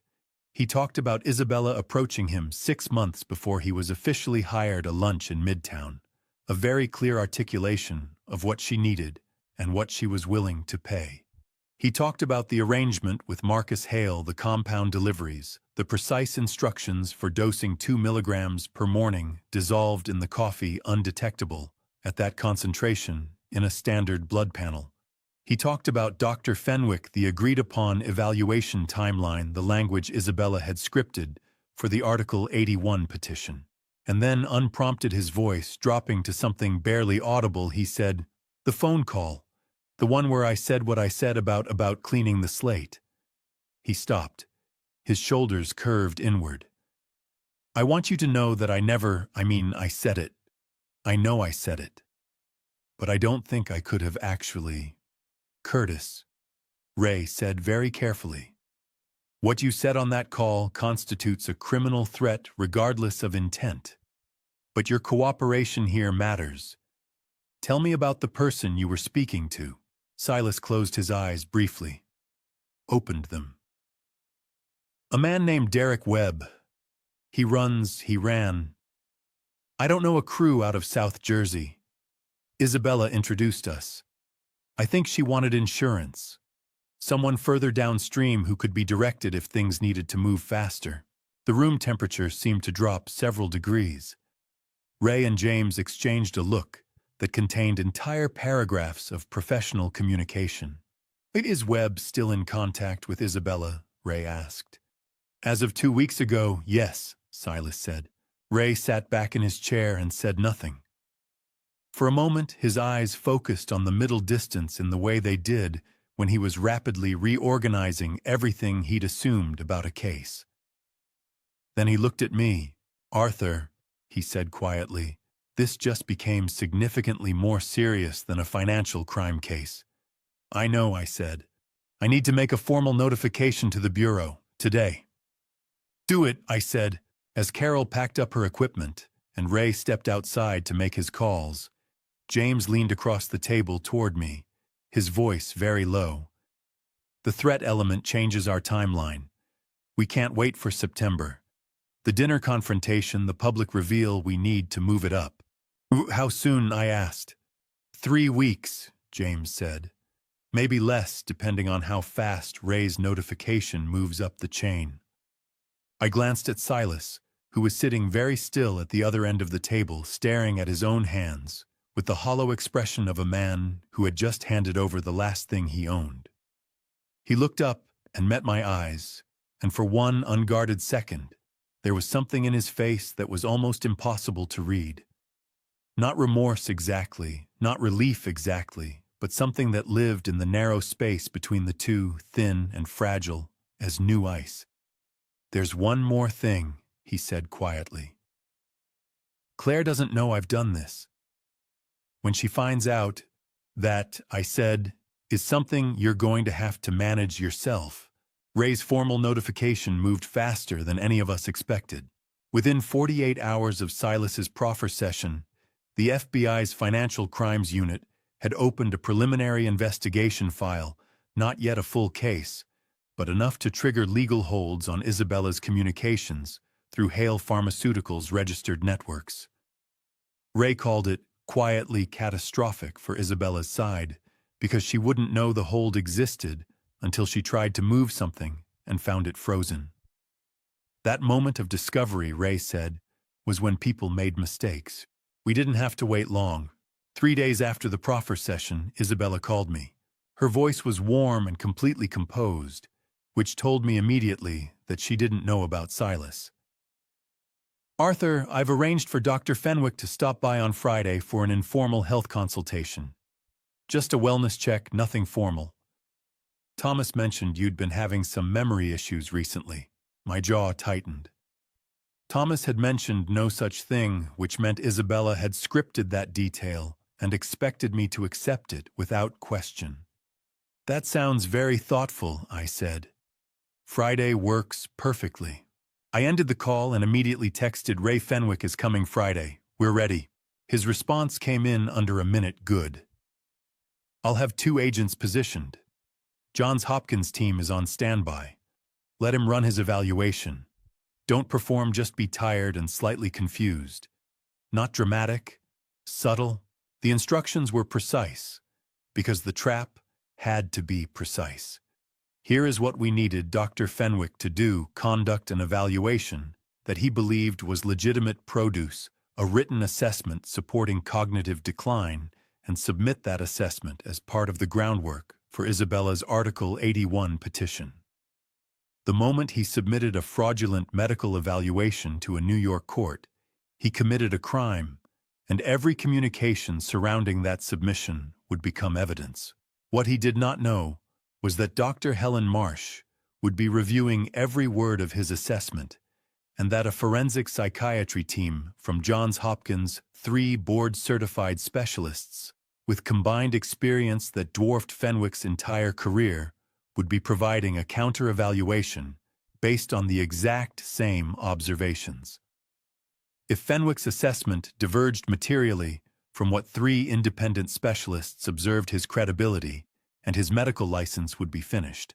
Dr. Fenwick arrived at the Hamptons' house on Friday afternoon at 2 o'clock. He was 61 years old, silver-haired, with the kind of polished, reassuring bedside manner that came from years of practice, the sort of doctor who made you feel examined and cared for simultaneously.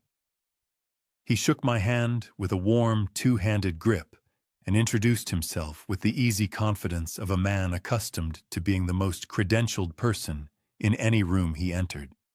Mr. Miller, thank you for seeing me. Isabella speaks very highly of you. She's very kind, I said. I had dressed carefully for this. Not the sharp suit of a man in control, but slightly rumpled trousers, a shirt that was 1 button off, the reading glasses I didn't strictly need, sitting crooked on my face. Small details. the kind of details that a careful observer would note, and a less careful one would absorb subconsciously.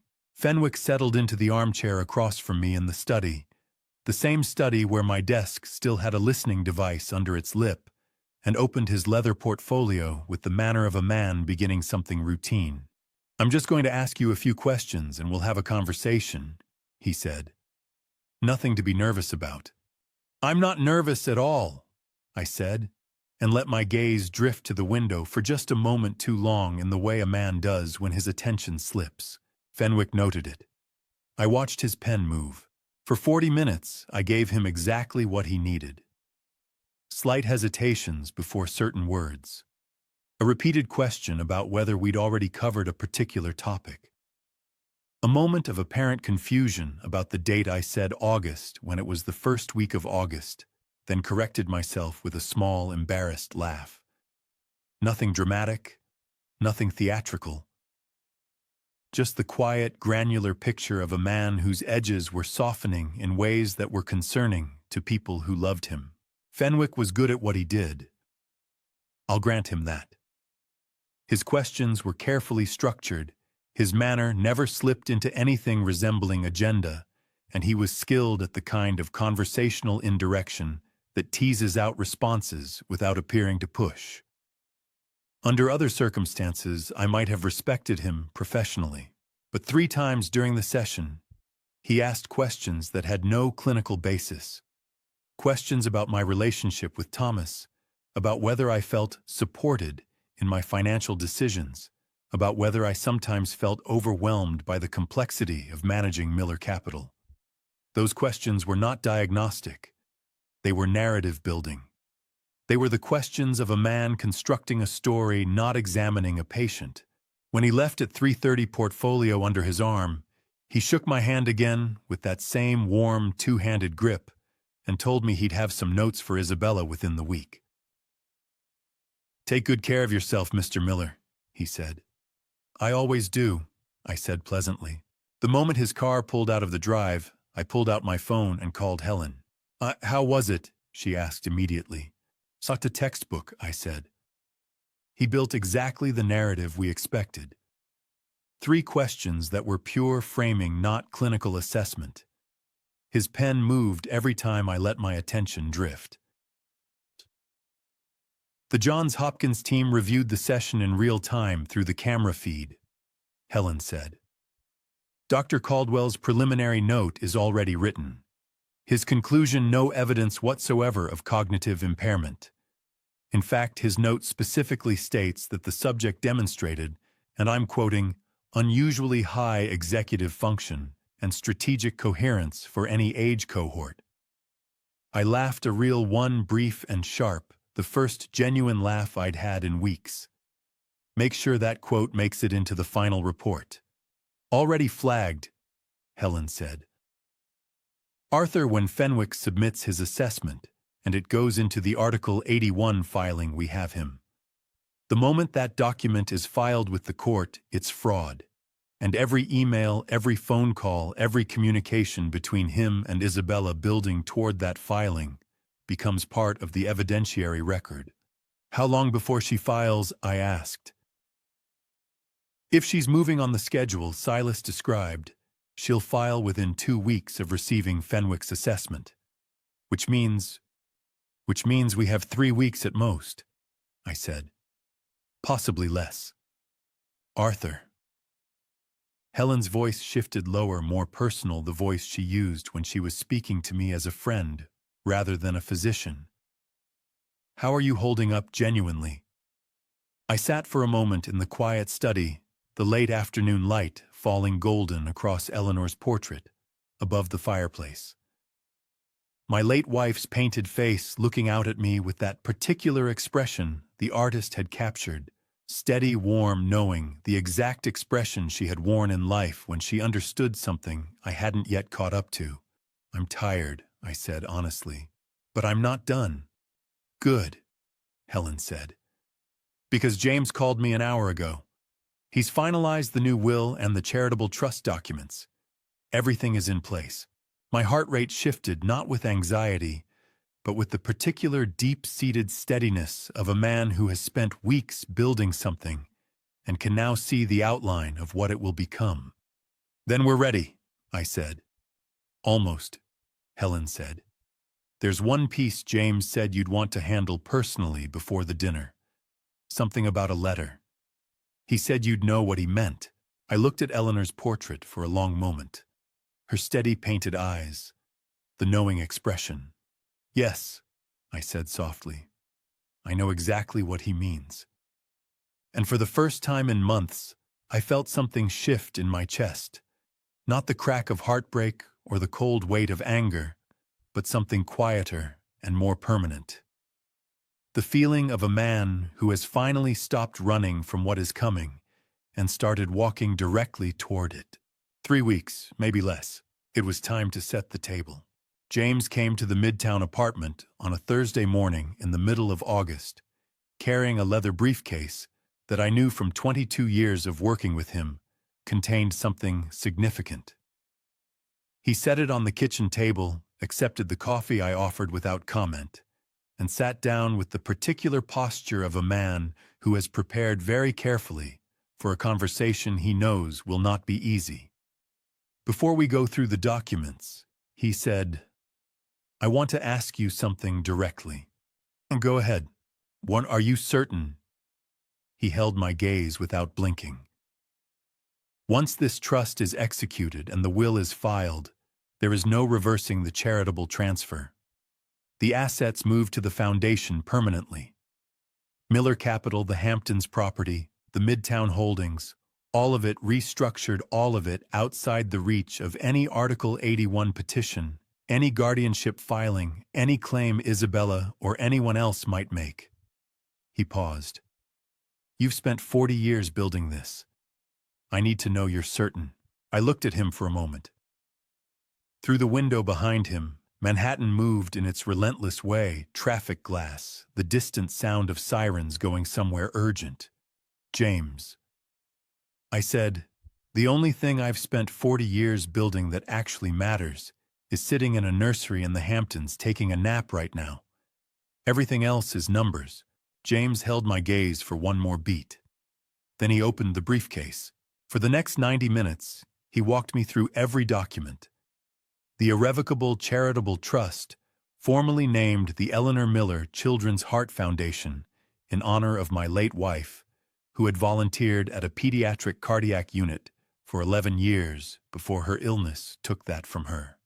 The new will restructured entirely, leaving the majority of Miller Capital's assets to the foundation and a contingent bequest to Thomas, an amount sufficient to clear his $400,000 debt and establish a modest but comfortable life, contingent on his cooperation with federal investigators and his completion of financial counseling. And a separate education trust for Leo, ring-fenced and protected, accessible only for his educational needs until age 25. The Article 81 petition becomes essentially meaningless the moment this trust is executed, James said, tapping the relevant document. An appointed guardian can manage a person's remaining personal assets, but they cannot reach into an irrevocable trust. The foundation assets are gone from Arthur Miller's personal estate the moment we file. Isabella's entire strategy collapses. "When can we execute?" I asked. "This afternoon, if you're ready. I've arranged for a notary and 2 independent witnesses. Everything is prepared." "Then let's do it this afternoon." James gathered the documents back into the briefcase with deliberate, careful movements. Then he reached into the side pocket and placed a plain white envelope on the table between us.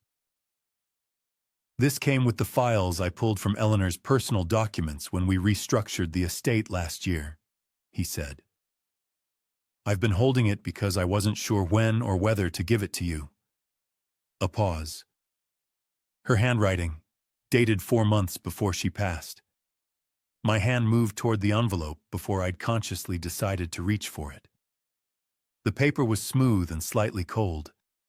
Eleanor's handwriting on the front, just my name, Arthur, in her particular looping script that I would know anywhere in any context until the day I died.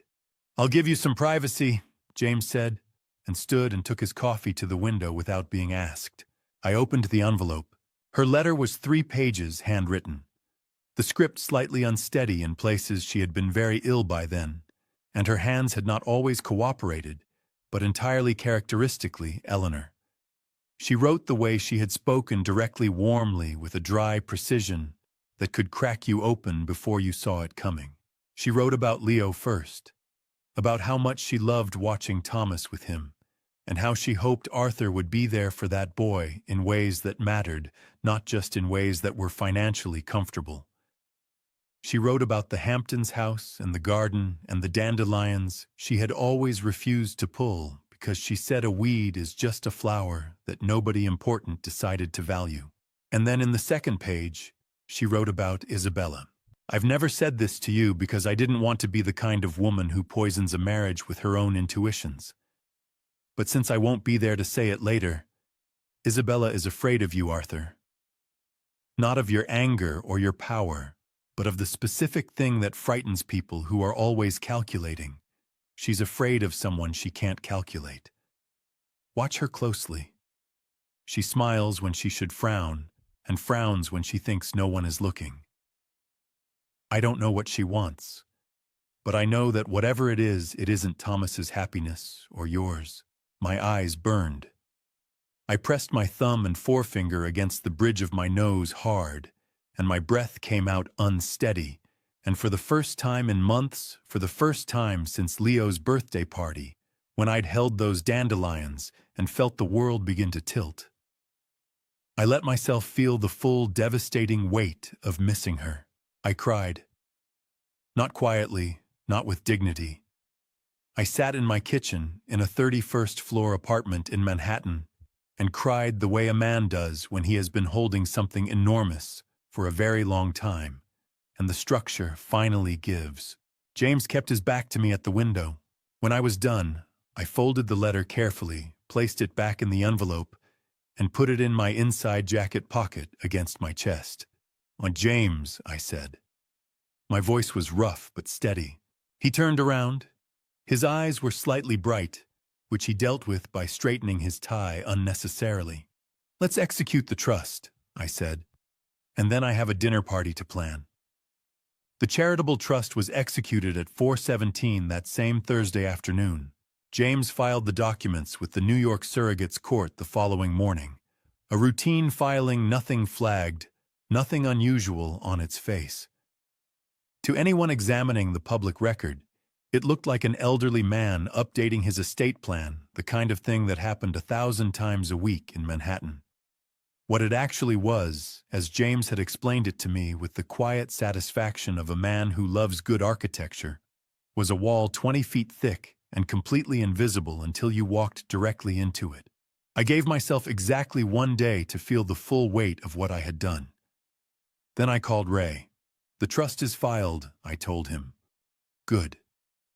His voice carried that focused, forward-leaning energy of a man nearing the end of a long operation. The FBI's hold on Isabella's Hale Pharmaceuticals communications has turned up 3 additional emails. She and Marcus Hale discussed the compound sourcing directly, not through intermediaries. Those emails, combined with Silas's proffer testimony, give us a direct evidentiary chain from Hale's facility to your bloodstream. My stomach turned, but I kept my voice even. "What's the timeline on charges?" "The prosecutor I've been working with wants the confrontation dinner to happen first. He wants to see how Isabella responds when cornered, whether she tries to destroy evidence, whether she contacts Hale or Webb. Her behavior in the 48 hours after the dinner will inform how he structures the charges." Ray paused. "Arthur, we need to set a date." "Saturday, September 6th, I said. "The Hamptons house. I'll invite them as a family dinner. Thomas's involvement, the estate restructuring, I'll frame it as an important family discussion. Something they won't want to miss. And Marcus Hale, I had thought about this carefully. Separate invitation, I'll tell him I want to discuss a potential investment partnership. He'll come. A brief silence. Then Ray made a sound that might have been the closest thing to a laugh he permitted himself during an active investigation. You're inviting the man who supplied the poison to the dinner where you exposed the poisoning. I find that symmetry satisfying, I said. So do I, Ray admitted. I'll coordinate with the prosecutor's office. We'll have agents positioned outside, not visible but close. Recording equipment will be in place through the existing devices in the study and the dining room. And Arthur, his voice dropped slightly. Derek Webb has been located. He's under surveillance as of yesterday. He won't be a factor on the night. The relief that moved through me at those words was so complete it left me briefly lightheaded. Thank you, Ray. Don't thank me yet, he said.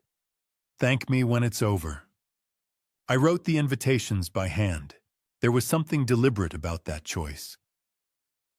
Isabella was a woman who understood power as a language, and the language of a handwritten invitation from Arthur Miller was unmistakably the language of a man who expected to be taken seriously.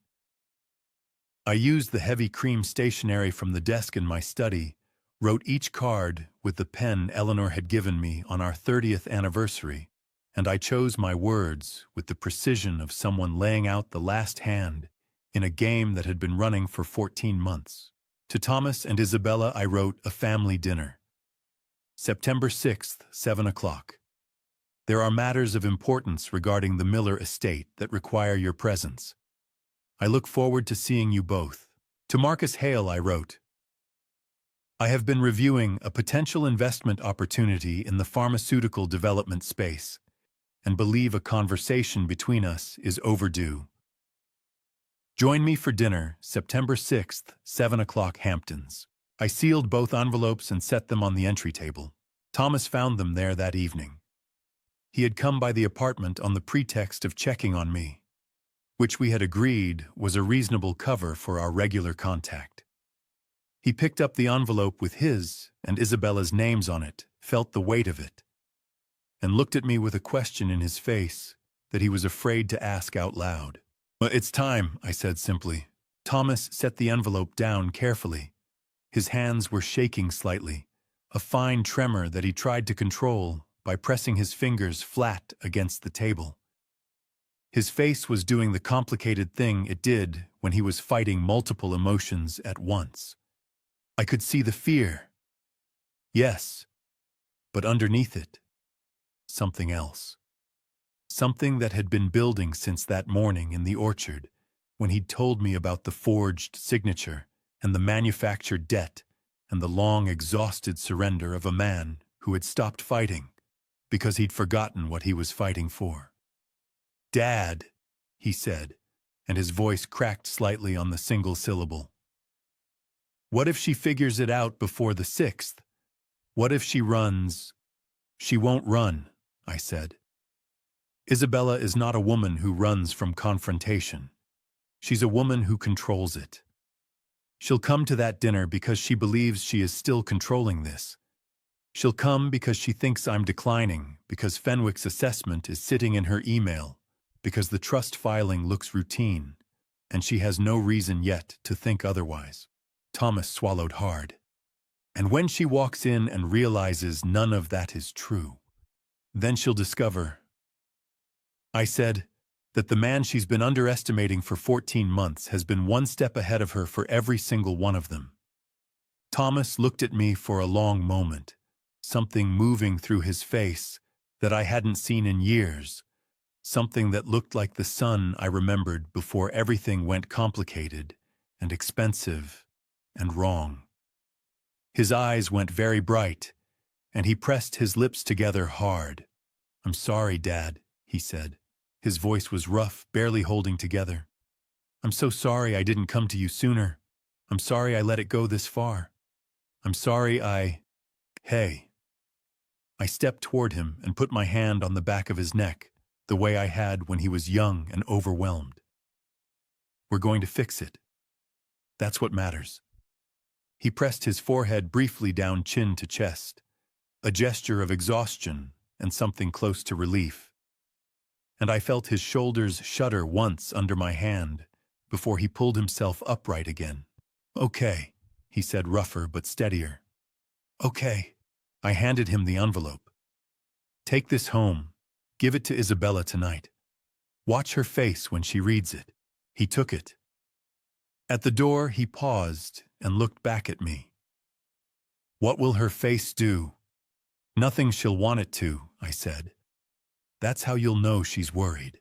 After Thomas left, I stood in the quiet apartment and thought about September 6th, about the table being laid, the chairs arranged, the evidence assembled, every piece exactly where it needed to be. The Eleanor Miller Children's Heart Foundation was alive in the public record. The wall was built. The trap was set. And somewhere in a house by the water, a woman who had spent 14 months managing my decline was about to read a handwritten card and feel for the very first time the particular chill of a plan running away from her. I hoped the penmanship gave her pause. I hoped more than that the date did. September 6th was Eleanor's birthday. September 6th arrived the way Eleanor's birthdays always had, quietly, with a kind of golden afternoon light that turned everything it touched into something worth looking at twice. I stood at the window of the Hamptons' dining room at 6:15 that evening, watching the sun flatten against the water, and I pressed my hand against the letter in my inside jacket pocket, still there, still warm, and I said very quietly, to no one in particular, "I kept my promise, Eleanor, every last piece of it." By 6:45, the table was set. James arrived first, dressed impeccably, and took his seat at the far end of the table with the composed stillness of a man who had been in difficult rooms before and knew how to anchor one. He gave me a single nod when I met his eyes across the room. Everything was in place. Marcus Hale arrived at 6:55. He walked in, looking exactly as he had at Leo's birthday party, square-jawed, confident, the expensive watch catching the chandelier light, and he shook my hand with the smooth assurance of a man who believed this was a business dinner. "Arthur, good to finally meet properly," he said. "Isabella speaks very highly of your instincts. She's always been generous," I said pleasantly. "Please sit down." Isabella and Thomas arrived at 7 on the dot. Isabella walked in wearing deep burgundy silk and that magazine cover smile, and she swept the room with those sharp gray eyes in the single second it took her to cross the threshold, cataloging, assessing, noting James at the far end, noting Marcus already seated, recalibrating at a speed that would have been invisible to anyone not watching for it. But I was watching for it. Her eyes found mine and the smile held perfectly. "Arthur, the house looks beautiful." "Thank you," I said. "You look well, Isabella." Thomas was a half-step behind her. He looked like a man walking into something he had agreed to, and was now in the physical reality of it finding considerably harder than the agreement had felt in the abstract. His face was pale, and set his jaw tight, his eyes cutting briefly to mine with a question in them that I answered with the smallest movement of my head. Hold. Claire had come as well. She had been staying in the East Wing, and I had included her in the invitation deliberately. She took her seat without speaking to anyone, her face carrying the particular expression of someone who has been dreading a specific moment for a long time and can now feel it arriving. We ate the first course. Conversation moved the way it does when everyone at a table knows something is wrong and has agreed by unspoken consensus to pretend otherwise surface topics, careful phrasing the elaborate performance of a normal evening. Isabella talked about a case she was wrapping up. Marcus asked about the Millbrook property. James responded to every direct question with perfectly calibrated pleasantry and volunteered nothing. I watched Isabella watch James. I watched her recalibrate again, something shifting behind her eyes, a slight tightening at the corners. She was starting to feel the shape of the room. Between the first and second course, I stood up. "Before we continue," I said, "there's something I'd like to share with everyone." The room went very still. Isabella's hand tightened around the stem of her wineglass. Marcus glanced between her and me with the sudden alertness of a man who has just realized the nature of the meeting has changed. "I've had an interesting few months," I said conversationally. "Some health challenges, some financial reviews, some discoveries." I picked up the remote control from beside my plate, small, black, unremarkable, and pointed it at the wall behind me. The 4K screen mounted above the sideboard came to life. The first image was a document the Miller Biomedical Ventures LLC filing Delaware registration, Isabella Miller, listed as beneficial owner. Clean, clear, irrefutable. "That's my family's name on a shell company I never authorized," I said. Isabella's face did not collapse. She was too skilled for that. But something behind it shifted, like watching the structure of a building take its first hit still standing. But you could see in the geometry that the standing wouldn't last. "Arthur, I can explain," she started. "I know you can," I said. "You're an exceptional explainer. Please hold that thought." The screen changed. Emails, the direct correspondence between Isabella and Marcus Hale, time-stamped discussing the DP7 compound, sourcing the clinical trial co-sponsorship, the routing of Miller Capital's research data through the shell company. Marcus Hale pushed back from the table with the abruptness of a man whose body reacted before his mind caught up. "What the hell is... Mr. Marcus?" James said, his voice dropping into its courtroom register, quiet and absolute. "I would strongly advise you to remain seated." The screen changed again. Dr. Fenwick's evaluation, and beside it, side by side, the Johns Hopkins counter-evaluation, the one that described Arthur Miller as demonstrating unusually high executive function and strategic coherence for any age cohort. Isabella's wineglass trembled in her hand. She set it down hard. "And this," I said, "is perhaps the most important one." The screen showed 2 DNA reports. Side by side. The first, Thomas Miller paternal DNA profile.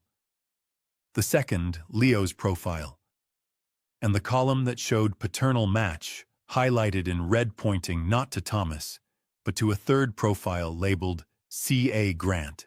The sound Thomas made was unlike anything I had ever heard from my son. It came from somewhere below language, below composure, below the 41 years of learned self-control, a single, raw, broken sound, like something structural giving way. He pressed both hands flat on the table and his whole body shook with it.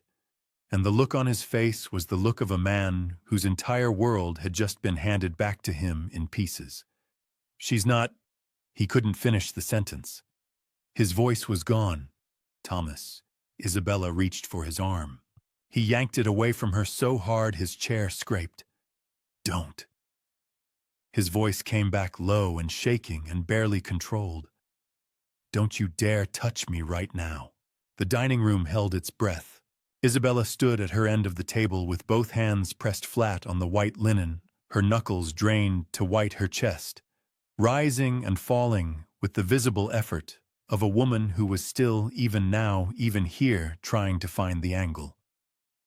Her eyes moved fast to me, to James, to the screen, to the door, calculating, always calculating, even as everything she had built for 14 months dissolved under the chandelier light. Thomas had pushed his chair back and was sitting with his elbows on his knees, head down, hands laced behind his neck, breathing in the deliberate, effortful way of a man trying to keep himself from coming completely apart in public. His shoulders shook once, twice, a fine tremor he couldn't stop, and the sight of it made my chest ache with the specific, helpless pain of a father who can see his child suffering and knows that the only mercy available is to let the truth finish what it started. Marcus Hale had both palms on the table and was looking at the emails on the screen with the expression of a man watching a car accident he was in. Claire was crying, not loudly, not dramatically, but steadily, tears tracking down her face with the quiet inevitability of someone who had known this moment was coming and had spent months dreading it, and was now in a terrible way almost relieved that the waiting was over. I looked at each of them. Then I walked to the hallway door and opened it. Silas walked in. Isabella's head snapped up. The color that had drained from her face came back in a rush. Not warmth, but something hotter and harder than that. "You." Her voice came out low and raw, stripped of every professional layer. "You absolute Isabella." James's voice cut through the room like a clean blade. "I'd encourage you to think very carefully before you say anything else." Silas stood inside the doorway, not moving forward, his hands at his sides, his face carrying the particular expression of a man who has decided to do something difficult and is holding that decision in place through sheer force of will. He looked worse than he had in the kitchen 2 months ago. Thinner, hollower, the eyes of someone who had been living inside a decision he couldn't take back. "I want to say something," Silas said. His voice was rough but steady. "To Thomas. Directly." Thomas lifted his head from his hands. He looked at Silas with an expression so raw and so devastated that it was almost unbearable to be in the room with the face of a man looking at the person who had fathered his son in his house under his name for 3 years. "Say it then," Thomas said. His voice was barely above a whisper, shaking at every edge. Silas held his gaze and didn't flinch. "I'm sorry. I know that doesn't mean anything. I know there's nothing I can say that changes what I did to you or to your father or to—" His voice cracked briefly. He pushed through it. "Leo doesn't know any of this. He knows you as his dad. That's real. Whatever I did, that part is real, and I'm not going to let what I did take that from him." Thomas's jaw worked. His eyes were bright and wet and furious, and something else underneath all of that. Something that looked impossibly like a man trying to figure out how to hold two completely contradictory things at the same time. "Get out of my sight," Thomas said, his voice cracking on the last word. "Just not yet. Stay there, but don't talk to me again tonight." "Okay," Silas said quietly. Isabella had regained enough composure to attempt control of the room. She straightened up, squared her shoulders, and turned to me with the expression I had seen her use in courtrooms, measured, reasonable, the voice of a woman who believes she can still manage the narrative. "Arthur," she said, and her voice was almost steady. "Whatever you think this evidence shows, there are explanations for every piece of it. The LLC was a structuring decision tax strategy, nothing more. The emails with Marcus were exploratory correspondence. The evaluation was submitted to my attorney's office as supporting documentation for an Article 81 petition," James said flatly. "Filed 3 days ago under your name." The word "filed" hit the room like a stone through glass. Isabella's composure fractured, not completely, not all at once, but visibly, the way expensive things break, with a kind of terrible slow-motion precision. Her chin lifted. Her nostrils flared. Her eyes went very bright and very hard. "You cannot prove intent," she said. "We have your emails," I said. "We have 14 months of toxicology reports documenting arsenic in my bloodstream, with a compound signature traceable to Marcus Hale's pharmaceutical facility." I let that sit for exactly 1 second. "We have a federal proffer statement from Curtis Grant, describing in detail every conversation you had with him about the dosing schedule, the Section 81 timeline, and the $800,000 you promised him." Marcus Hale stood up so fast his chair fell backwards. "I have nothing to do with—" "Sit down, Marcus." Ray's voice came from the dining room entrance.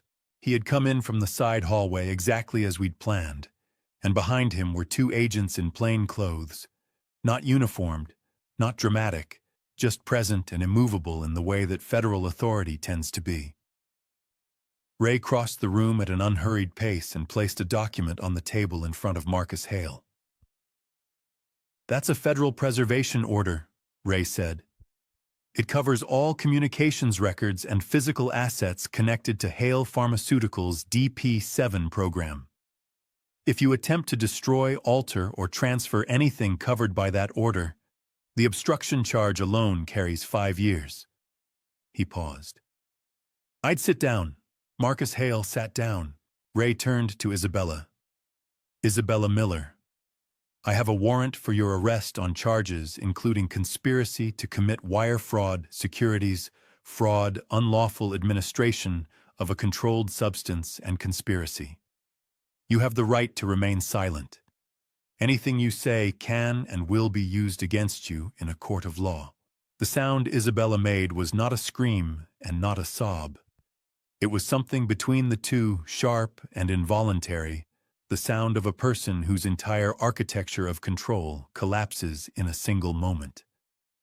Her hands flew to the table to keep herself upright, her whole body shaking now, and she looked at me across that table with eyes that were furious and desperate and frightened all at once. You planned all of this, she said, her voice raw and cracking. From the beginning. All of it. Not from the beginning, I said quietly. You gave me no choice. One of Ray's agents moved forward to take her arm gently. Isabella pulled away instinctively, then stopped the fight going out of her in one long, visible exhale like a fire running out of oxygen. She pressed her lips together. Her eyes filled and she blinked hard, furiously, refusing to let the tears fall in front of all of us. And in that moment, that single, unguarded moment before the agent guided her toward the door, I felt no triumph. I felt nothing as clean as victory. What I felt was a grief that had no specific address. For Thomas, who was sitting with his face in his hands and his whole body shaking. For Leo, asleep upstairs, innocent of everything. For the version of this family that might have existed if different choices had been made by different people at different crossroads over the last 14 months. For Eleanor, who had seen it coming and loved us all anyway. James, I said, my voice steadier than I had any right to expect. James was already on his feet. I'll handle the documentation from here. Thomas lifted his head from his hands and looked at me.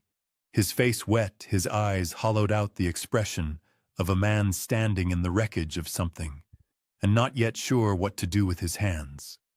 Dad, he said hoarsely, what happens now? I crossed to him and put my hand on his shoulder. Now, I said, we figure out who we are on the other side of this. By 10 o'clock that night, the house had emptied of everyone except Thomas and me. Ray had left with his agents and with Isabella. Marcus Hale had been escorted to a separate vehicle for questioning at the federal field office in Manhattan. Not arrested, not yet, but the preservation order made clear that his options were narrowing by the hour. James had packed his documents with characteristic efficiency and pressed my hand at the door with both of his, the way he had at Eleanor's funeral, saying more with that gesture than most men could manage in a paragraph. Claire had gone upstairs without a word to anyone, and I had heard her door close then, 20 minutes later, the sound of her crying through the ceiling. Not the quiet, steady tears from the dining room, but the harder, uglier kind, the kind that comes when a person finally stops managing their own grief and lets it have them. I found Thomas in the kitchen. He was sitting at the island, with both hands wrapped around a glass of water he hadn't drunk, staring at the surface of it, like he was looking for something in the reflection. He had taken off his jacket, and his tie was loosened, and he looked utterly, completely undone, the way a man looks when the version of his life he has been maintaining collapses all at once, and he finds himself sitting in the rubble with no idea what to build next. He looked up when I came in. His eyes were red-rimmed raw, the lids swollen from what I suspected had been a private few minutes, somewhere between the dining room and here. I keep thinking about Leo, he said before I could speak. His voice was hoarse and unsteady. He's upstairs right now. He doesn't know any of this. He's just asleep, and tomorrow morning he's going to come downstairs and ask me for pancakes, and I'm going to have to—" He stopped. His throat worked hard. "How do I look at him, Dad? How do I look at him and not—" "You look at him," I said, sitting down across from him, "the way you always have. Because that little boy loves you. That doesn't change because of a DNA test." Thomas pressed the heel of his hand against his eye, hard, blinking fast. "She used him," he said, his voice cracking open on the words. "She put him in this house knowing what Silas was knowing what they were doing to you, and she used Leo as a prop in her own plan. And I just—" He set the glass down with a sharp sound and pressed both hands flat on the counter, and his shoulders heaved once, twice. And then he was crying fully, not trying to stop it. His whole body shaking with it, the kind of grief that comes from the bottom of a man who has been holding everything together with his bare hands for too long. I let him. I didn't reach for him immediately. I let him have the full weight of it, because some grief needs to be felt completely before you can move through it. When the shaking eased, I said quietly, "Thomas, I need to talk to you about what comes next." He wiped his face with the back of his hand and straightened up, pulling himself together with the visible, effortful determination of a man who has decided he is done falling apart for tonight. "Tell me," he said. "Ray needs your full cooperation. Testimony, documentation, everything you know about the Hale deal and the debt Isabella used to control you. In exchange, the prosecutor's office will take your cooperation into account. You won't face charges." I paused. "James has structured the contingent bequest. 400,000 enough to clear your debt and start clean. But it's conditional on your cooperation being complete and documented." Thomas nodded slowly. "And Leo." This was the part I had prepared for most carefully. "I've spoken with James and a family court attorney.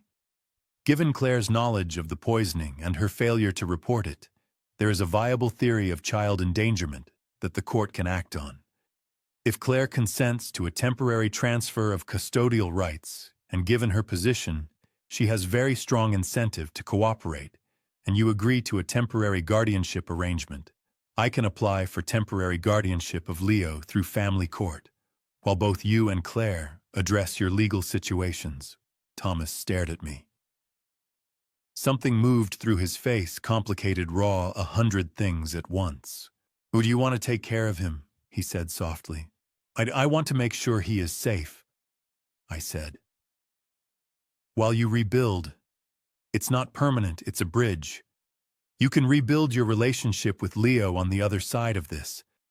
But right now he needs stability, and I need to know he's protected." Thomas looked at me for a long moment.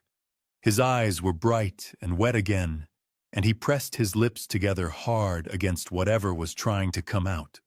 "Dad," he said, his voice barely holding together. "I know I don't deserve to ask this. I know I spent 14 months being exactly the wrong kind of son. But—" He stopped, swallowed, started again. "Are you going to be okay?" Actually okay. The question hit me somewhere I hadn't expected. I felt my own eyes sting just briefly, just enough, and I blinked it away. "Yes," I said. "I'm going to be better than okay." Thomas reached across the island and put his hand over mine. His grip was tight and unsteady, the grip of a man holding on because holding on is the only thing left to do. "I'll cooperate," he said. "Every single thing. I'll give them everything." "I know you will," I said. And for the first time in a very long time, sitting in that kitchen at 10 o'clock at night with my son's hand over mine and the weight of 14 months beginning slowly, painfully, necessarily, to lift, I believed that the worst of it was finally behind us. 3 months is a long time when you are learning how to breathe again. Helen called on the first Tuesday of December, and I knew from the warmth in her voice before she said a single word that the news was good. Full arsenic clearance. she said. This month's hair samples are clean. Arthur, you are going to be completely fine. I was sitting on the porch steps of the Vermont cabin when she called.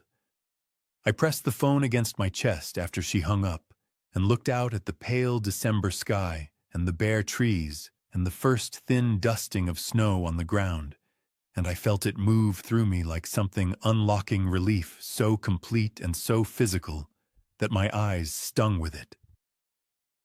Grandpa. Leo appeared in the doorway behind me, still in his pajamas, dark hair sticking up on one side, clutching the one-eyed stuffed elephant he carried everywhere. Your face is doing a funny thing. I laughed, a real one, the kind that catches you off guard. It's doing a very good thing, I said. Come here. He came without a second's hesitation, climbed straight into my lap with the absolute confidence of a child who has never once doubted his welcome, and immediately began telling me about a dream involving dinosaurs and an inexplicably large sandwich. I held him against my chest and listened to every word and thought, this is what all of it was for. The legal proceedings had moved with the grinding weight of federal machinery. Isabella had been formally charged in October wire fraud, securities fraud, conspiracy, unlawful administration of a controlled substance. Marcus Hale was cooperating with prosecutors in New Jersey, trading information for leniency. Silas Curtis Grant had entered his cooperation agreement. His sentencing was pending. Claire had consented to the temporary guardianship transfer and was living with family in Connecticut. She had not contacted Leo. Thomas was in Boston. He called every Sunday without exception. 2 weeks ago, his voice had been rough and halting when he asked, "Does he ask about me?" "Every single day," I said. "He wants to know when you're coming to see the cabin." Thomas went quiet on his end, not empty but full, the pressurized quiet of a man holding himself together by the thinnest thread. "Then soon, Dad. I promise. Soon. We'll be here," I said. "Take your time and do it right." That Sunday call was the one that told me Thomas was going to be okay. Not whole yet, not close to whole, but moving in the right direction, which is the only direction that matters. That same evening, after Leo had gone to bed, I sat at the kitchen table and opened Eleanor's letter one final time. The folds were soft now from handling her handwriting exactly as it had always been, warm and direct, and slightly uneven in the places where her hands had given her trouble. I read the part about the dandelions. A weed is just a flower that nobody important decided to value. I'm teaching him that, I said quietly to the empty kitchen. He already knows it better than most adults. The Eleanor Miller Children's Heart Foundation had processed its first grant cycle in November. 17 pediatric cardiac programs across 6 states. James had sent a one-line note with the report. She would have been proud. I had read that line 4 times. Leo reappeared in the doorway with his elephant, escaped from bed with the determination only a 3-year-old can sustain past 9 o'clock at night. "Grandpa," he announced very seriously, "the elephant can't sleep." I folded Eleanor's letter, tucked it into my pocket, and opened my arms. "Then both of you come here," I said. "Tell me what's wrong." He climbed up without ceremony, settled against my chest, and began explaining the elephant's very complicated feelings about December. I listened to every word. Outside the kitchen window, snow was falling on Vermont, soft and unhurried, covering everything evenly, the way grace does when you finally stop fighting it and let it land. 68 years old. Clean blood. 1 grandson who talked to stuffed animals. 1 son finding his way back. 1 foundation carrying Eleanor's name into the world. I was exactly where I was supposed to be. If there is one thing this grandpa story's taught me, it is that love without boundaries is not love. It is an open door for people who have already decided to walk through it and take everything you own. I trusted too easily. I looked away too often. I told myself that peace in the family was worth more than the truth, And I was wrong because the peace I was protecting was never real. It was a performance that cost me 14 months of my health, my dignity, and nearly my life. Don't be like me. Don't wait for the evidence to find you. If something in your gut tells you that the people around you are not who they say they are, listen. Listen early while you still have time to act instead of react. I believe God gave me those 14 months not to punish me, but to show me what mattered. He gave me Leo's dandelions. He gave me Eleanor's letter. He gave me just enough time to build a wall before the flood arrived. This is the heart of every real family story, not the betrayal, but what you choose to do with it. You can collapse or you can build something better from the wreckage. I chose to build. My personal belief is simple. The people who try hardest to control what you own are usually the ones most afraid of who you are. Every Grandpa Stories channel, every family story told here exists for one reason, so that someone somewhere recognizes the warning signs before I did.